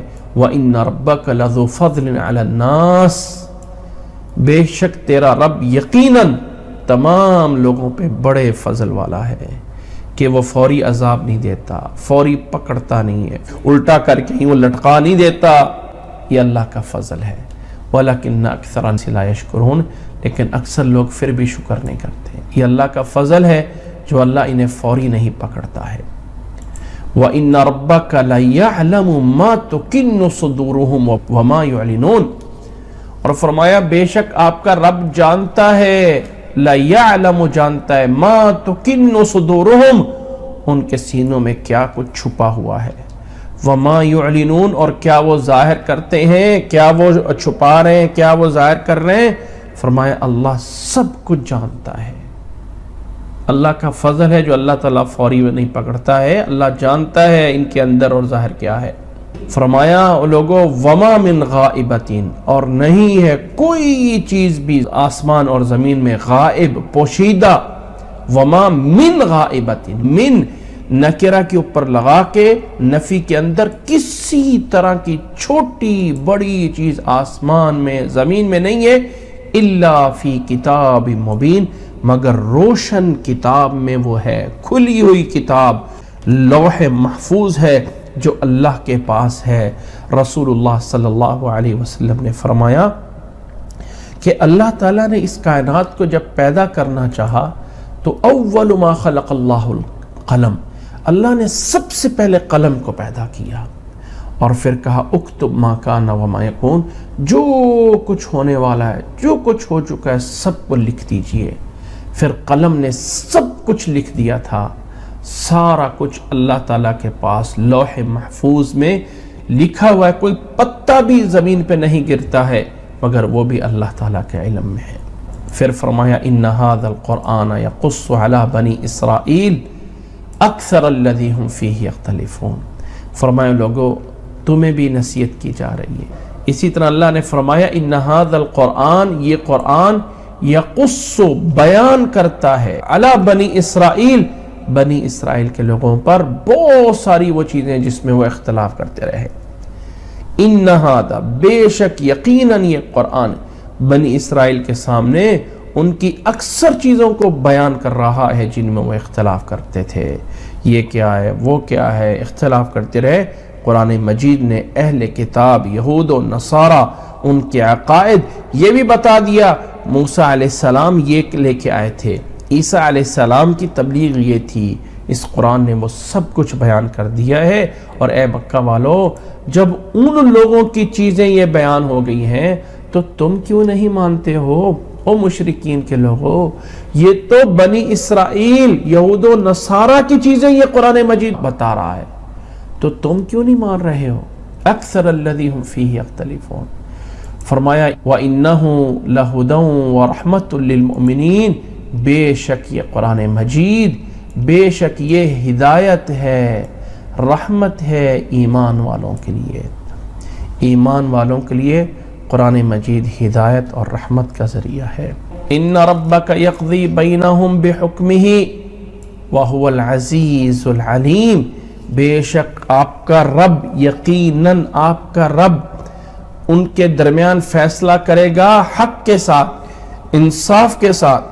اللہ تعالیٰ فیصلہ کرے گا قیامت والے دن، جو کچھ اختلاف کرتے رہے سب اللہ تعالیٰ حق کے ساتھ فیصلہ کرے گا۔ وَهُوَ الْعَزِيزُ الْعَلِيمُ، اور وہ اللہ عزیز ہے، غالب ہے، اور وہ علم والا بھی، جاننے والا بھی ہے۔ یہ ساری باتیں کن لوگوں کو بیان ہو رہی ہیں؟ ان لوگوں کو بیان ہو رہی ہیں جو کہ مشرک ہیں، مشرکین مکہ ہیں، کہ یہ قرآن مجید ہی سب کچھ بتا رہا ہے، اور وہ جو اختلاف کرتے ہیں نا یہود و نصارہ اور اپنے پاس سے باتیں بنائے بیٹھے، اللہ وہ بھی قیامت والے دن فیصلہ کر دے گا۔ اس لیے فتوکل علی اللہ، بس آپ اللہ پہ بھروسہ کیجئے۔ انک علی الحق المبین، یقیناً بے شک آپ واضح روشن سچے حق پہ ہیں، دین پہ ہیں، اس سچے دین پہ ہیں، اس پہ اللہ سے پہ بھروسہ کیجئے، اور مت کہیے کہ اس نے یہ کہہ دیا، وہ کہہ رہا ہے، یہ کہہ رہا ہے۔ انک علی الحق المبین، بے شک آپ واضح حق پہ ہیں۔ اب یہ ساری باتیں اللہ تعالیٰ سورۃ نمل میں خطاب بظاہر وہ پہلے مشرکین مخاطب تھے مکہ کے اندر. یہ سارے دلائل دیے گئے. قرآن مجید حق ہے، قرآن مجید میں پہلے انبیاء کے واقعات ہیں، قرآن مجید میں یہ بتایا گیا کہ وہ اللہ وہ رب ہے، جو رب ہے تو وہ الہ بھی ہے. اور اے کافرو تمہارا انجام بہت برا ہونا ہے، جو تم اپنے پاس سے جو ہے وہ جھوٹے دلیلیں بنا کے بیٹھے ہو، ان کی کوئی حیثیت نہیں ہے. یہ کتاب قرآن مجید تو بنی اسرائیل کے بارے میں بھی صحیح بتاتا ہے، ان کی غلط باتوں کو بھی صحیح کر رہا ہے، تو تم کیوں نہیں اس کو مانتے ہو؟ جب اتنا کچھ بیان ہو گیا اور پھر بھی نہیں مان رہے ہیں تو اللہ نے فرمایا اِنَّكَ لَا تُسْمِعُ الْمَوْتَى وَلَا تُسْمِعُ الصُّمَّ الدُّعَاءَ إِذَا وَلَّوْا مُدْبِرِينَ. اِنَّكَ بے شک آپ لا تسمع الموتى نہیں سنا سکتے مردوں کو کچھ بھی، ولا تسمع الصم الدعاء اور نہ ہی آپ بہروں کو کوئی پکار سنا سکتے ہیں، اذا ولوا مدبرین جب وہ پیٹھ پھیر کر روگردانی کریں، مدبرین پیٹھ پھیر جائیں پھر جائیں، تب تو آپ ان کو کچھ نہیں سنا سکتے ہو. اللہ تعالیٰ نے فرمایا کہ اتنے واضح دلائل سے پتہ چل گیا ہے کہ قرآن مجید حق کی کتاب ہے، قرآن مجید کو نازل کرنے والا اللہ ہے. قرآن مجید میں اللہ نے بتایا کہ وہ تمہارا رب بھی ہے اور تمہارا معبود بھی ہے. اب بھی جو لوگ نہیں مان رہے تو ان مردوں کو آپ کیا سنا سکتے ہیں؟ نہیں سنائیں. ان بہروں کو آپ جب وہ سنیں نہیں تو کیا سنائیں گے آپ جب یہ منہ پھیر کے پھر رہے ہیں؟ اور اگلی آیت میں فرمایا وما انت بہاد العمی عن ضلالتہم، وما انت اور نہیں ہے آپ بہاد ہدایت راستہ دکھانے والے رہنمائی کرنے والے ان اندھوں کو ان کی گمراہی سے، ان تسمع الا من یؤمن بآیاتنا ان کو اپنی ہماری آیات سنا سکتے ہیں، آپ ان کو ہمارے پیغامات سنا سکتے ہیں جو ہماری آیات پہ ایمان لاتے ہیں، فہم مسلمون اور وہ مسلمان ہیں. ان پر اللہ تعالیٰ کی آیات کا اثر ہو رہا ہوتا ہے. اور جن پہ اللہ کی آیات کا کوئی اثر نہیں ہو رہا تھا وہ کون ہیں؟ وہ مردے ہیں، وہ بہرے ہیں. ان کو پکارو گے تو ان سے کچھ نہیں ملے گا. اور ان طرح کے اندھوں کو آپ ان کی گمراہی سے راستہ بتائیں تو وہ کیوں مانیں گے؟ وہ مانتے نہیں ہیں. ہاں جو لوگ ہماری آیتوں پہ ایمان لانے والے ہیں وہ سنتے ہیں غور پہ، اور بس وہی لوگ ہوتے ہیں ایمان لانے والے. اب یہاں پہ مخاطبین بظاہر آیات کا مفہوم یہ ہے کہ اللہ تعالیٰ بتا رہا ہے کہ جو کافر ہیں وہ مردوں کی طرح نہیں سنتے ہیں. ان کی حالت ایسی ہو گئی ہے جیسے بہت سی جگہوں پہ قرآن مجید میں بتایا گیا ہے کہ ان کے دلوں پہ مہر لگا دی گئی ہے، ان کے آنکھوں کے آگے پردہ ڈال دیا گیا ہے، ان کے کانوں میں بوجھ ڈال دیا ہے کہ وہ اللہ کی آیت کو سنتے نہیں ہیں. یعنی حق بات کو سن کے اسے سمجھ کے عمل نہیں کرتے ہیں، تو یہ مردے ہیں. اب یہاں پہ ایک بات سمجھنا چاہیے کہ یہ آیات تو مشرکین کے بارے میں، یہاں پہ جو مردہ کہا گیا مردے کو نہیں سنا سکتے، اس سے مراد مشرک کافر ہے. تو اب سوال پیدا ہوتا ہے کہ کیا قبر کے مردوں کو ہم سنا سکتے ہیں؟ کیا جو قبر میں مردے دفن ہو گئے ہیں وہ ہماری بات سنتے ہیں؟ ان تک ہماری بات پہنچتی ہے؟ پہلے تو اس آیت کو سمجھ لیجئے کہ سورۃ فاطر میں یہ آیت آ جائے گی وما انت بمسمع من فی القبور، آپ قبر والوں کو کچھ نہیں سنا سکتے. قانون یہ ہے کہ قبر والوں کو کچھ نہیں سنا سکتے. جو مردہ ہو گیا اس کے ظاہراً جو اس کے یہ احساسات ہیں، سننا، دیکھنا، بولنا، چھونا، محسوس کرنا، دنیا کے لحاظ سے دنیا چیزوں سے یہ ختم ہو جاتے ہیں، تبھی تو اس کو مردہ کہا جاتا ہے نا. اور اللہ تعالیٰ نے قرآن مجید میں فرما دیا ہے وَمَا أَنْتَ بِمُسْمِعٍ مَنْ فِي الْقُبُورِ، آپ قبروں والوں کو کچھ نہیں سنا سکتے. اس لیے یہ نظریہ رکھنا لازم ہے قبر والے کچھ نہیں سنتے ہیں. اچھا جی، اگر یہ قبر والے کچھ نہیں سنتے ہیں، حدیث میں تو آتا ہے فلاں فلاں موقع پہ جو ہے وہ سنا گیا، فلاں فلاں موقع پہ مردوں نے سنا ہے. تو اس کا کیا جواب ہے؟ یاد رکھ لیں کہ مردوں کے سننے کی باتیں جتنی بھی واقعات میں بیان کی جاتی ہیں، کسی کے پیچھے کوئی ٹھوس دلیل نہیں ہے سوائے دو چیزوں کے. دو دلیلوں کے علاوہ تیسری کوئی دلیل، جتنے بھی کوئی واقعات بیان کیے جائیں گے، جو بھی کوئی باتیں کی جائیں گی، وہ سراسر جو ہے اٹکل پچو ہوں گے، ہیلے بہانے ہوں گے، سوائے دو چیزوں کے. ایک یہ چیز کہ اللہ کے نبی صلی اللہ علیہ وسلم نے جنگ بدر میں جب فتح پالی تو بدر کے کافروں کو ایک کنویں میں پھینک کے ان کے اوپر کھڑے ہو کے، ان کی لاشوں پہ کھڑے ہو کے فرمایا تھا، حل وجدتم ما وعد ربکم حقا، جو تمہارے رب نے تمہارے ساتھ تمہارے ان باطل معبودوں نے وعدے کیے تھے کیا پورا پایا ہے تم نے؟ مردوں سے باتیں کر رہے تھے. ایک واقعہ. دوسرا، بخاری میں حدیث موجود ہے کہ جب ہم کسی مردے کو قبر میں دفن کر دیتے ہیں، پیچھے چلتے ہیں، جاتے ہیں، تو مردہ جانے والوں کے قدموں کی آہٹ سن رہا ہوتا ہے. ٹک ٹک ٹک ٹک کی جو آہٹ ہے، چلنے کی جو آہٹ ہے، وہ مردہ سن رہا ہوتا ہے. یہ دو دلیلیں کوئی دلیل ہے، اس کے علاوہ کوئی اور دلیل نہیں ہے. اچھا، ان دو دلیلوں سے کیا ہے؟ کیا ان سے ثابت ہوتا ہے کہ مردے سنتے ہیں؟ ایک بات سمجھ لیجئے کہ ایک ہے عام اور ایک ہے خاص. عام کو اپنے عموم پہ رکھا جاتا ہے اور خاص کو اپنے خصوص پہ رکھا جاتا ہے. عام کو دلیل بنا کے خاص کو نہیں پکڑا جاتا اور خاص کو پکڑ کے عام کو نہیں رد کیا جاتا. کیا مطلب ہے؟ ایک اور مثال سے سمجھا دیتے ہیں کہ اللہ تعالیٰ نے انسانوں کے بارے میں سورۃ انسان یا سورۃ دہر میں 29 بارے میں فرمایا ہے، اِنَّا خَلَقْنَا الْإِنسَانَ مِن نُطْفَةٍ، ہم نے انسان کو ایک نطفے سے پیدا کیا ہے. قرآن مجید میں فرمایا. اب میرے سامنے کوئی دوسرا بندہ آ جائے اور وہ کہہ دے کہ بھائی آدم علیہ السلام کس نطفے سے پیدا ہوئے تھے، عیسیٰ علیہ السلام کس نطفے سے پیدا ہوئے تھے، تو ہم کیا جواب دیں گے؟ بھئی قرآن مجید نے تو اس آیت میں انسان بولا ہے نا، کہ جو بھی انسان ہے، اِنَّا خَلَقْنَا الْإِنسَانَ، الانسان، سارے انسانوں کو ہم نے ایک نطفے سے پیدا کیا ہے. چاہے کوئی مرد ہے چاہے کوئی عورت ہے.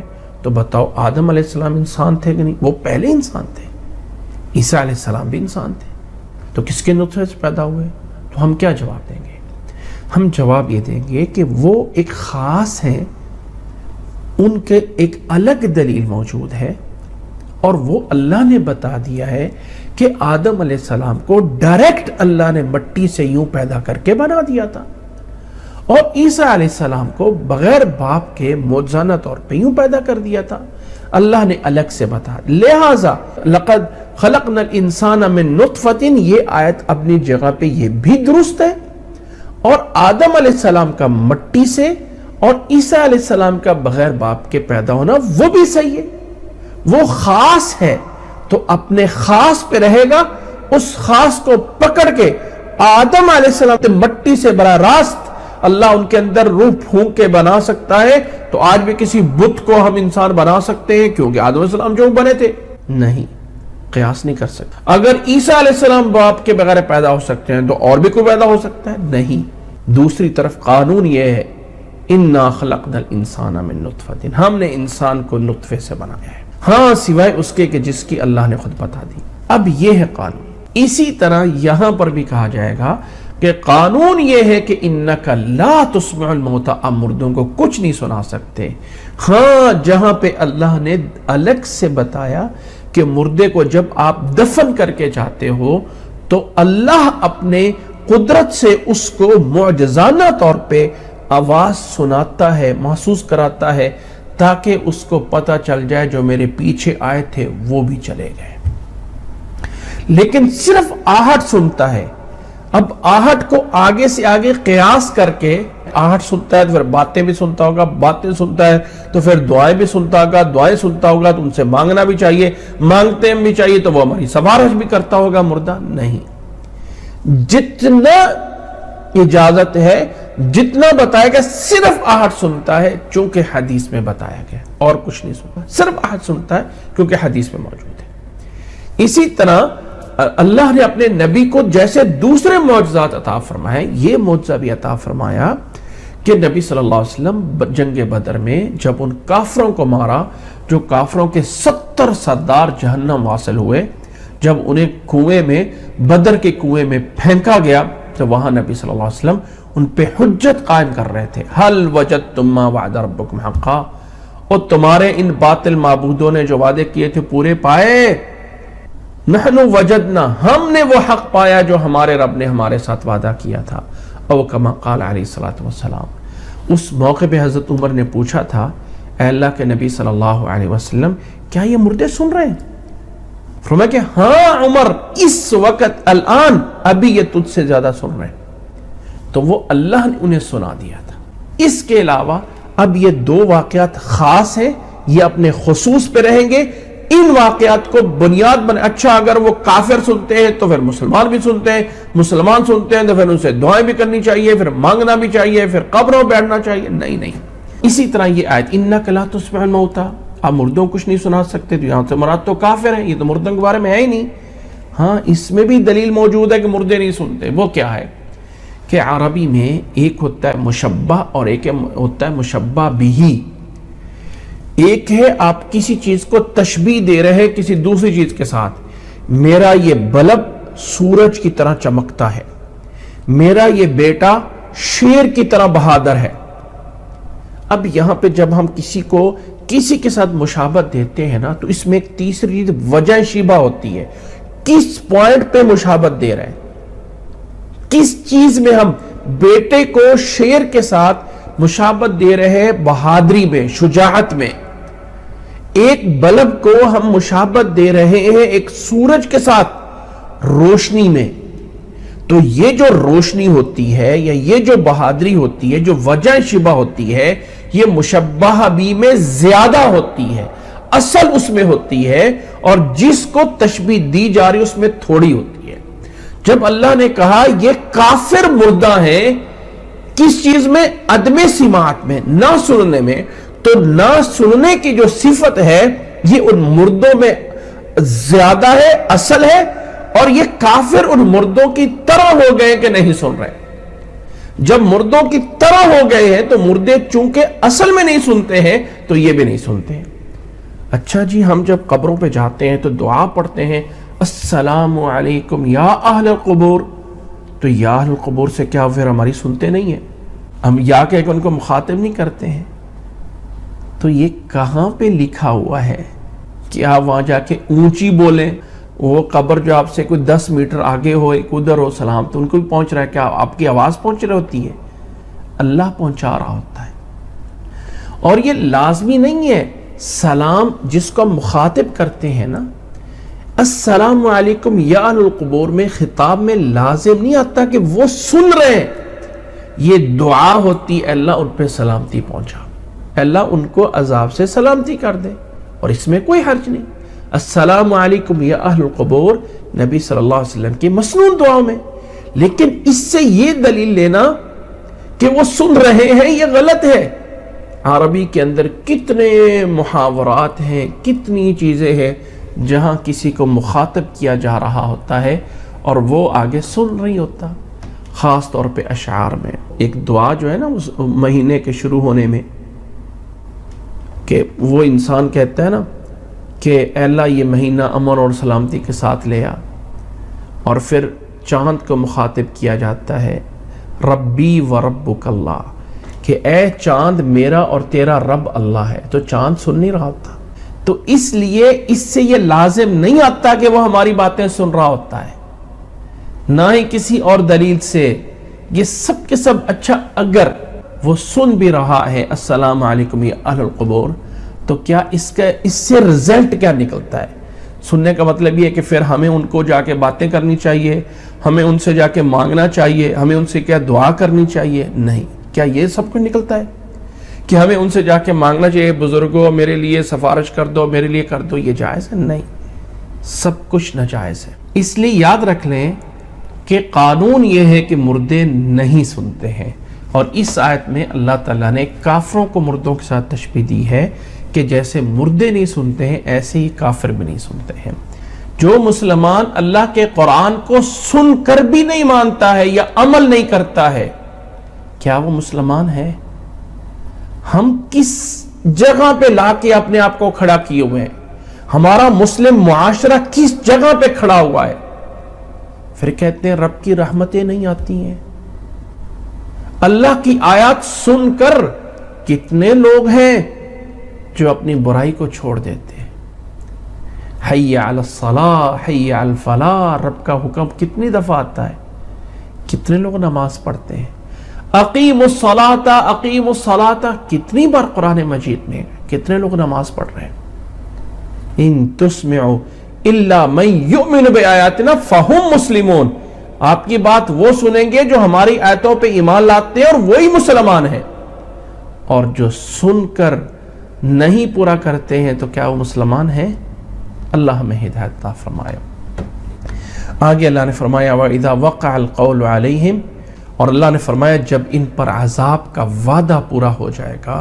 اذا وقع القول علیہم، جب وقع القول علیہم کے دو معنی ہیں، جب ان پر عذاب کا وعدہ پورا ہو جائے گا یا جب ان پر بات ثابت ہو جائے گی، یعنی انہیں صحیح اور غلط کہنے والا کوئی نہیں رہے گا، تو اخرجنا لہم دابۃ من الارض تکلمہم، اس وقت ہم لوگوں کے لیے، ان کے لیے ایک جانور، ایک دابہ نکالیں گے زمین سے جو ان سے کلام کرے گا، اور کلام کرے گا ان الناس کانوا بآیاتنا یوقنون، اور کہے گا ان الناس کے کچھ لوگ تھے کانوا بآیاتنا، ہماری آیتوں پہ یقین نہیں کرتے تھے۔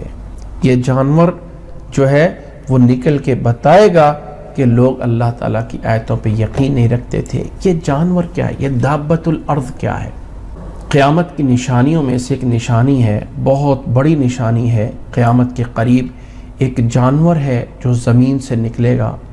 رسول اللہ صلی اللہ علیہ وسلم نے 7 بڑی نشانیاں بتائی ہیں قیامت کی، جن میں سے ایک بڑی نشانی ہے دابۃ الارض، زمین سے ایک جانور نکلے گا جو لوگوں کے اوپر ان کے ماتھے پہ لکھ دے گا کہ یہ مومن ہے، یہ کافر ہے، اور وہ جانور زمین سے نکلے گا اور لوگوں سے کلام بھی کرے گا، جیسے عام باتیں کرتے ہیں وہ لوگوں سے باتیں بھی کیا کرے گا۔ یہ قیامت سے پہلے ہونے والی ایک نشانی ہے۔ اس آیت میں کہا نا وَإِذَا وَقَعَ الْقَوْلُ عَلَيْهِمْ، جب یہ اللہ کا عذاب آ جائے گا یا اللہ تعالیٰ کی یہ بات ان پر پوری ہو جائے گی کہ انہیں کوئی روک ٹوک کرنے والا نہیں ہوگا، تو تب جا کے اللہ تعالیٰ یہ زمین سے ایک جانور نکالے گا۔ یہ اس جانور کے بارے میں کتنا بڑا ہوگا، اتنا بڑا ہوگا، فلاں ہوگا، اتنا اونچا ہوگا کہ آدمی جو ہے اس کی جو ہے وہ انگلی کے برابر ہوگا، فلاں ہوگا، اس کی صفت کے بارے میں اللہ کے نبی صلی اللہ علیہ وسلم سے کوئی صحیح حدیث ثابت نہیں ہے۔ جو بھی تفاسیر روایات میں ہیں وہ سب کی سب ضعیف روایات ہیں۔ کہاں سے نکلے گا؟ کچھ جگہوں پہ آتا ہے صفا پہاڑی پھٹے گی اور اس کے اندر سے نکلے گا، کچھ یہ ہے کہ کعبہ کے نیچے سے نکلے گا، کچھ ہے کہ عرب کے صحرا میں سے نکلے گا، لیکن کسی پر بھی کوئی صحیح روایت اللہ کے نبی صلی اللہ علیہ وسلم سے نہیں ہے۔ کہاں سے نکلے گا اللہ عالم، لیکن اتنی روایت صحیح موجود ہے۔ حضرت ابو امامہ الباہلی رضی اللہ تعالیٰ نقل کرتے ہیں کہ رسول اللہ صلی اللہ علیہ وسلم نے فرمایا تخرج الدابہ، یہ جانور زمین سے نکلے گا، فتسم الناس علی خرامیطہم، تو یہ جانور لوگوں کے اس ناک کے اوپر نشان لگا دے گا کہ یہ انسان کیسا ہے، اور وہ نشان اس کے ساتھ رہے گا یہاں تک کہ لوگوں کے اندر آپس میں خرید و فروخت کرتے ہوئے کوئی بات ہوا کرے گی تو کہا جائے گا کہ یہ کہاں سے چیز خریدی ہے؟ کہے گا میں نے فلاں سے خریدی ہے جس کے اوپر نشان ہے، یعنی جس میں نشان لگا ہوا ہے اس بندے نے بیچا ہے، اس نے خریدا ہے، یعنی اس طرح کی باتیں لوگوں میں ہوا کریں گی۔ یہ چیز اس کی حدیث میں موجود ہے اور یہ حدیث جو ہے وہ صحیح ہے۔ اس کے علاوہ یہ جانور کیا کرے گا، کہاں سے نکلے گا، کیسے ہوگا، اللہ کے نبی صلی اللہ علیہ وسلم سے کہیں تفصیل صحیح روایت میں صحیح لگا رہا ہوں، یہ نوٹ کر لیجئے گا، ضعیف روایات میں ہے اتنا بڑا ہے، یہ ہے وہ ہے، باتیں کرے گا، فلاں فلاں کلام کرے گا، اور یہ ہے وہ کلام کرے گا، تکلمہم قرآن مجید نے بتایا ہے کلام کرے گا، لیکن یہ ہے کہ کتنا بڑا ہوگا اور کہاں سے نکلے گا؟ صفا پہاڑی سے، کعبے کے نیچے سے، صحرا میں سے؟ کوئی روایت بھی اللہ کے نبی صلی اللہ علیہ وسلم سے پوری صحیح درجے کے نہیں ہے، اور یہ اللہ کی بڑی نشانی ہوگی قیامت، قرب قیامت میں.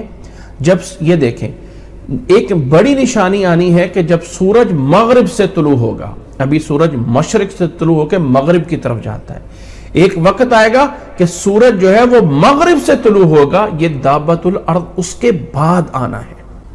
اللہ اکبر. حضرت ابو ہریرہ رضی اللہ تعالیٰ عنہ سے مسلم میں روایت ہے، ثلاث اذا خرجنا لا ينفع نفس ایمانها لم تکن آمنت من قبل. 3 نشانیاں جب نکل آئیں گی تو اس کے بعد توبہ کا دروازہ بند ہو جائے گا. کسی انسان کا ایمان لے آنا یا کسی کی توبہ کرنا بھی اللہ کے ہاں قبول نہیں ہوگا، جن میں سورج کا مغرب کی طرف سے نکلنا اور دابت الارض کا نکلنا اور دجال کا نکلنا. دجال کے بعد جا کے اگر سے جو ہے وہ ہوگا. تو بہرحال بتانا مقصد یہ ہے کہ اس آیت میں اس طرف اشارہ موجود ہے. فرمایا ان کو پتہ چلے گا جب قیامت آئے گی، پھر انہیں پتہ چلے گا. پھر اللہ نے فرمایا وَيَوْمَ نَحْشُرُ مِنْ كُلِّ أُمَّةٍ فَوْجًا.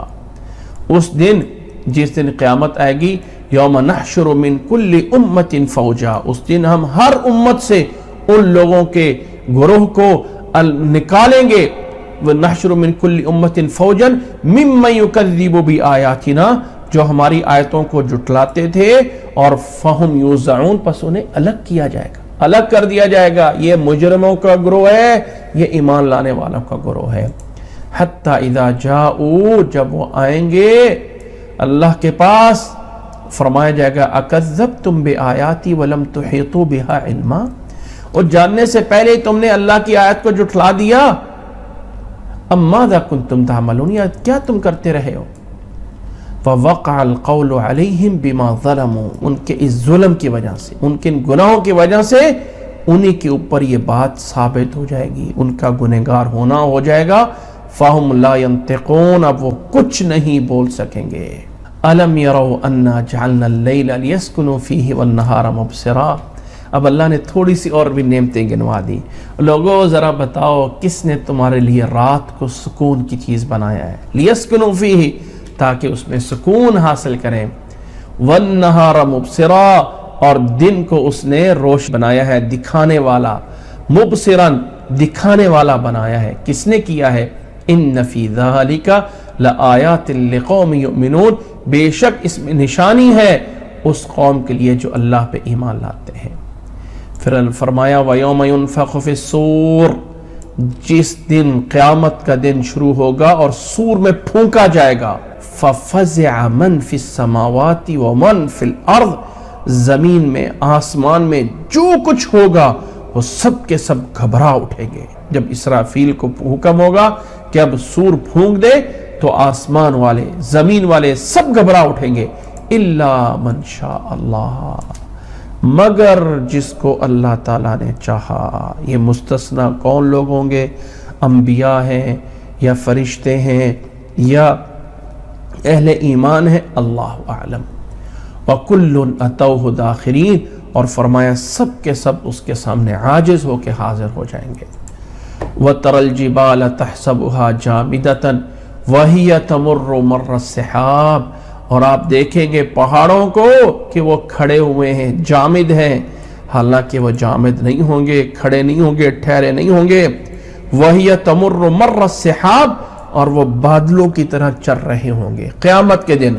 صنع اللہ الذی اتقن کل شیء، صنع اللہ، یہ اللہ تعالیٰ کی صنعت ہے جس نے ہر چیز کو مضبوط کیا ہے.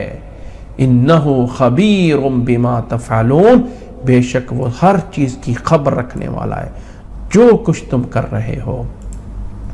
من جاء بالحسنۃ فلہ خیر منها، لوگوں جو نیک اعمال لائیں گے انہیں اس کے بدلے اس سے بہتر دیا جائے گا. وَهُم مِّن فَزَعِ يَوْمَئِذٍ آمِنُونَ، اور وہ اس دن کی گھبراہٹ سے امن میں ہوں گے. بے خوف ہوں گے، کوئی ان پہ خوف نہیں ہوگا جو لوگ نیکی لے کے آئیں گے۔ وَمَنْ جَاءَ بِالسَّيِّئَةِ فَكُبَّتْ وُجُوهُهُمْ فِي النَّارِ، اور جو گناہ اور برائیاں لے کے آئیں گے ان کے چہروں کے ذریعے الٹ کر کے انہیں جہنم میں پھینکا جائے گا، اوندے منہ کر کے۔ هَلْ تُجْزَوْنَ إِلَّا مَا كُنْتُمْ تَعْمَلُونَ، بتایا جائے گا نہیں تمہیں بدلہ دیا جا رہا مگر وہی جو تم کرتے رہے ہو، جو کر رہے تھے وہی تمہیں دیا جا رہا ہے۔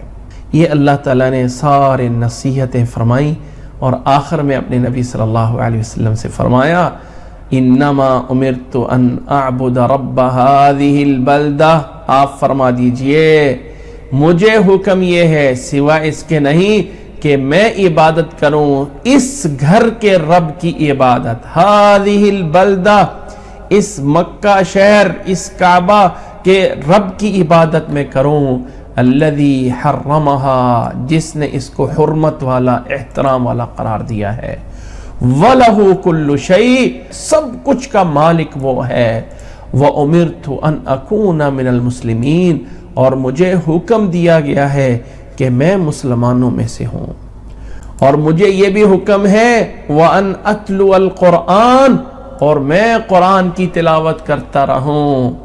اللہ نے ان آیات کو قیامت تک رکھنا ہے۔ اے انسان، نبی صلی اللہ علیہ وسلم کو جو اللہ تعالیٰ نے احکامات دیے ہیں وہ نبی کے ذریعے ہمارے ذمے بھی ہیں کہ دنیا والوں کو بتاؤ، اپنا کام کرتے رہو، بتاؤ، سیدھے راستے پہ لاؤ، ان کے اعتراضات کا جواب دو، لیکن اپنے رب کی تم عبادت کرتے رہو اور قرآن مجید کی تلاوت کرتے رہو۔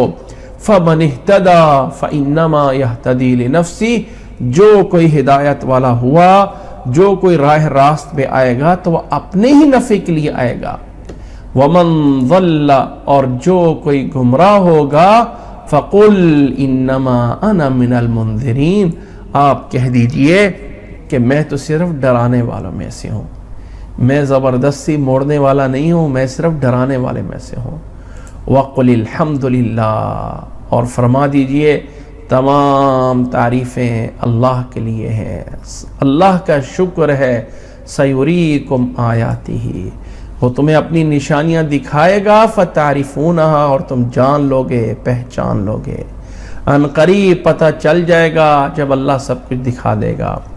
وَمَا رَبُّكَ بِغَافِلٍ عَمَّا تَعْمَلُونَ، اور تمہارا رب اس سے غافل نہیں ہے جو تم کر رہے ہو۔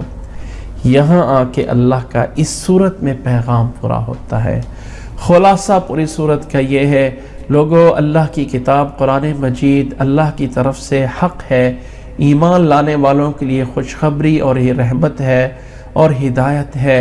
لوگو یہ قرآن اللہ کی طرف سے دیا جا رہا ہے۔ نبی صلی اللہ علیہ وسلم کو اس قرآن کی صداقت کی دلیل پہلے اقوام کے واقعات جو سچے اس میں بیان کیے گئے ہیں، جب یہ رب کی طرف سے قرآن مجید ہے تو اللہ کا پیغام ہے کہ اس کی توحید ربوبیت، رب ہونے کو مانتے ہو تو اسی کو الہ مان لو، اسی کو معبود بنا لو، اس کے علاوہ کوئی اور معبود نہیں ہے۔ اور یہ جتنے تمہارے اعتراضات ہیں، مرنے کے بعد کیا ہوگا، کہاں اٹھ کے آئے ہیں، یہ سب کچھ ختم ہو جائیں گے۔ اللہ تعالیٰ نے جو وعدے کیے ہیں وہ پورے ہو کے رہیں گے۔ یہ بتائیے ساری کی ساری باتیں، اور آخر میں ہے اے نبی صلی اللہ علیہ وسلم رب کی تبلیغ کرتے رہے اور اپنے رب کی عبادت کو بجا لائیں، قرآن مجید کی تلاوت کریں۔ جو بھی اب مانتا ہے تو اپنے لیے، نہیں مانتا ہے تو آپ بتا دیں کہ میرے ذمہ تھا تمہیں ڈرا دینا۔ تمام تعریفیں اب اللہ کے لیے ہیں، وہ تمہیں ان قریب اپنی نشانیاں دے گا، جو بتایا گیا ہے یہ ہو کے رہے گا، اور تیرا رب غافل نہیں ہے اس سے جو وہ کر رہے ہیں۔ اللہ ہمیں سمجھنے کی اور اللہ ہمیں عمل کرنے کی توفیق عطا فرمائے۔ یہاں آ کے یہ صورت پوری ہوتی ہے، اور انشاءاللہ تعالی اس کے بعد اگلی صورت ہے، اگلی صورت قصص ہے، جو انشاءاللہ تعالی آئندہ کلاس میں ہوگی۔ اللہ تعالی ہمیں عمل کرنے کی اور اللہ تعالی ہمیں سمجھنے کی توفیق عطا فرمائے۔ جزاکم اللہ احسن الجزاء، وآخر دعوانا ان الحمد للہ رب العالمین۔ ويبشر المؤمنين الذين يعملون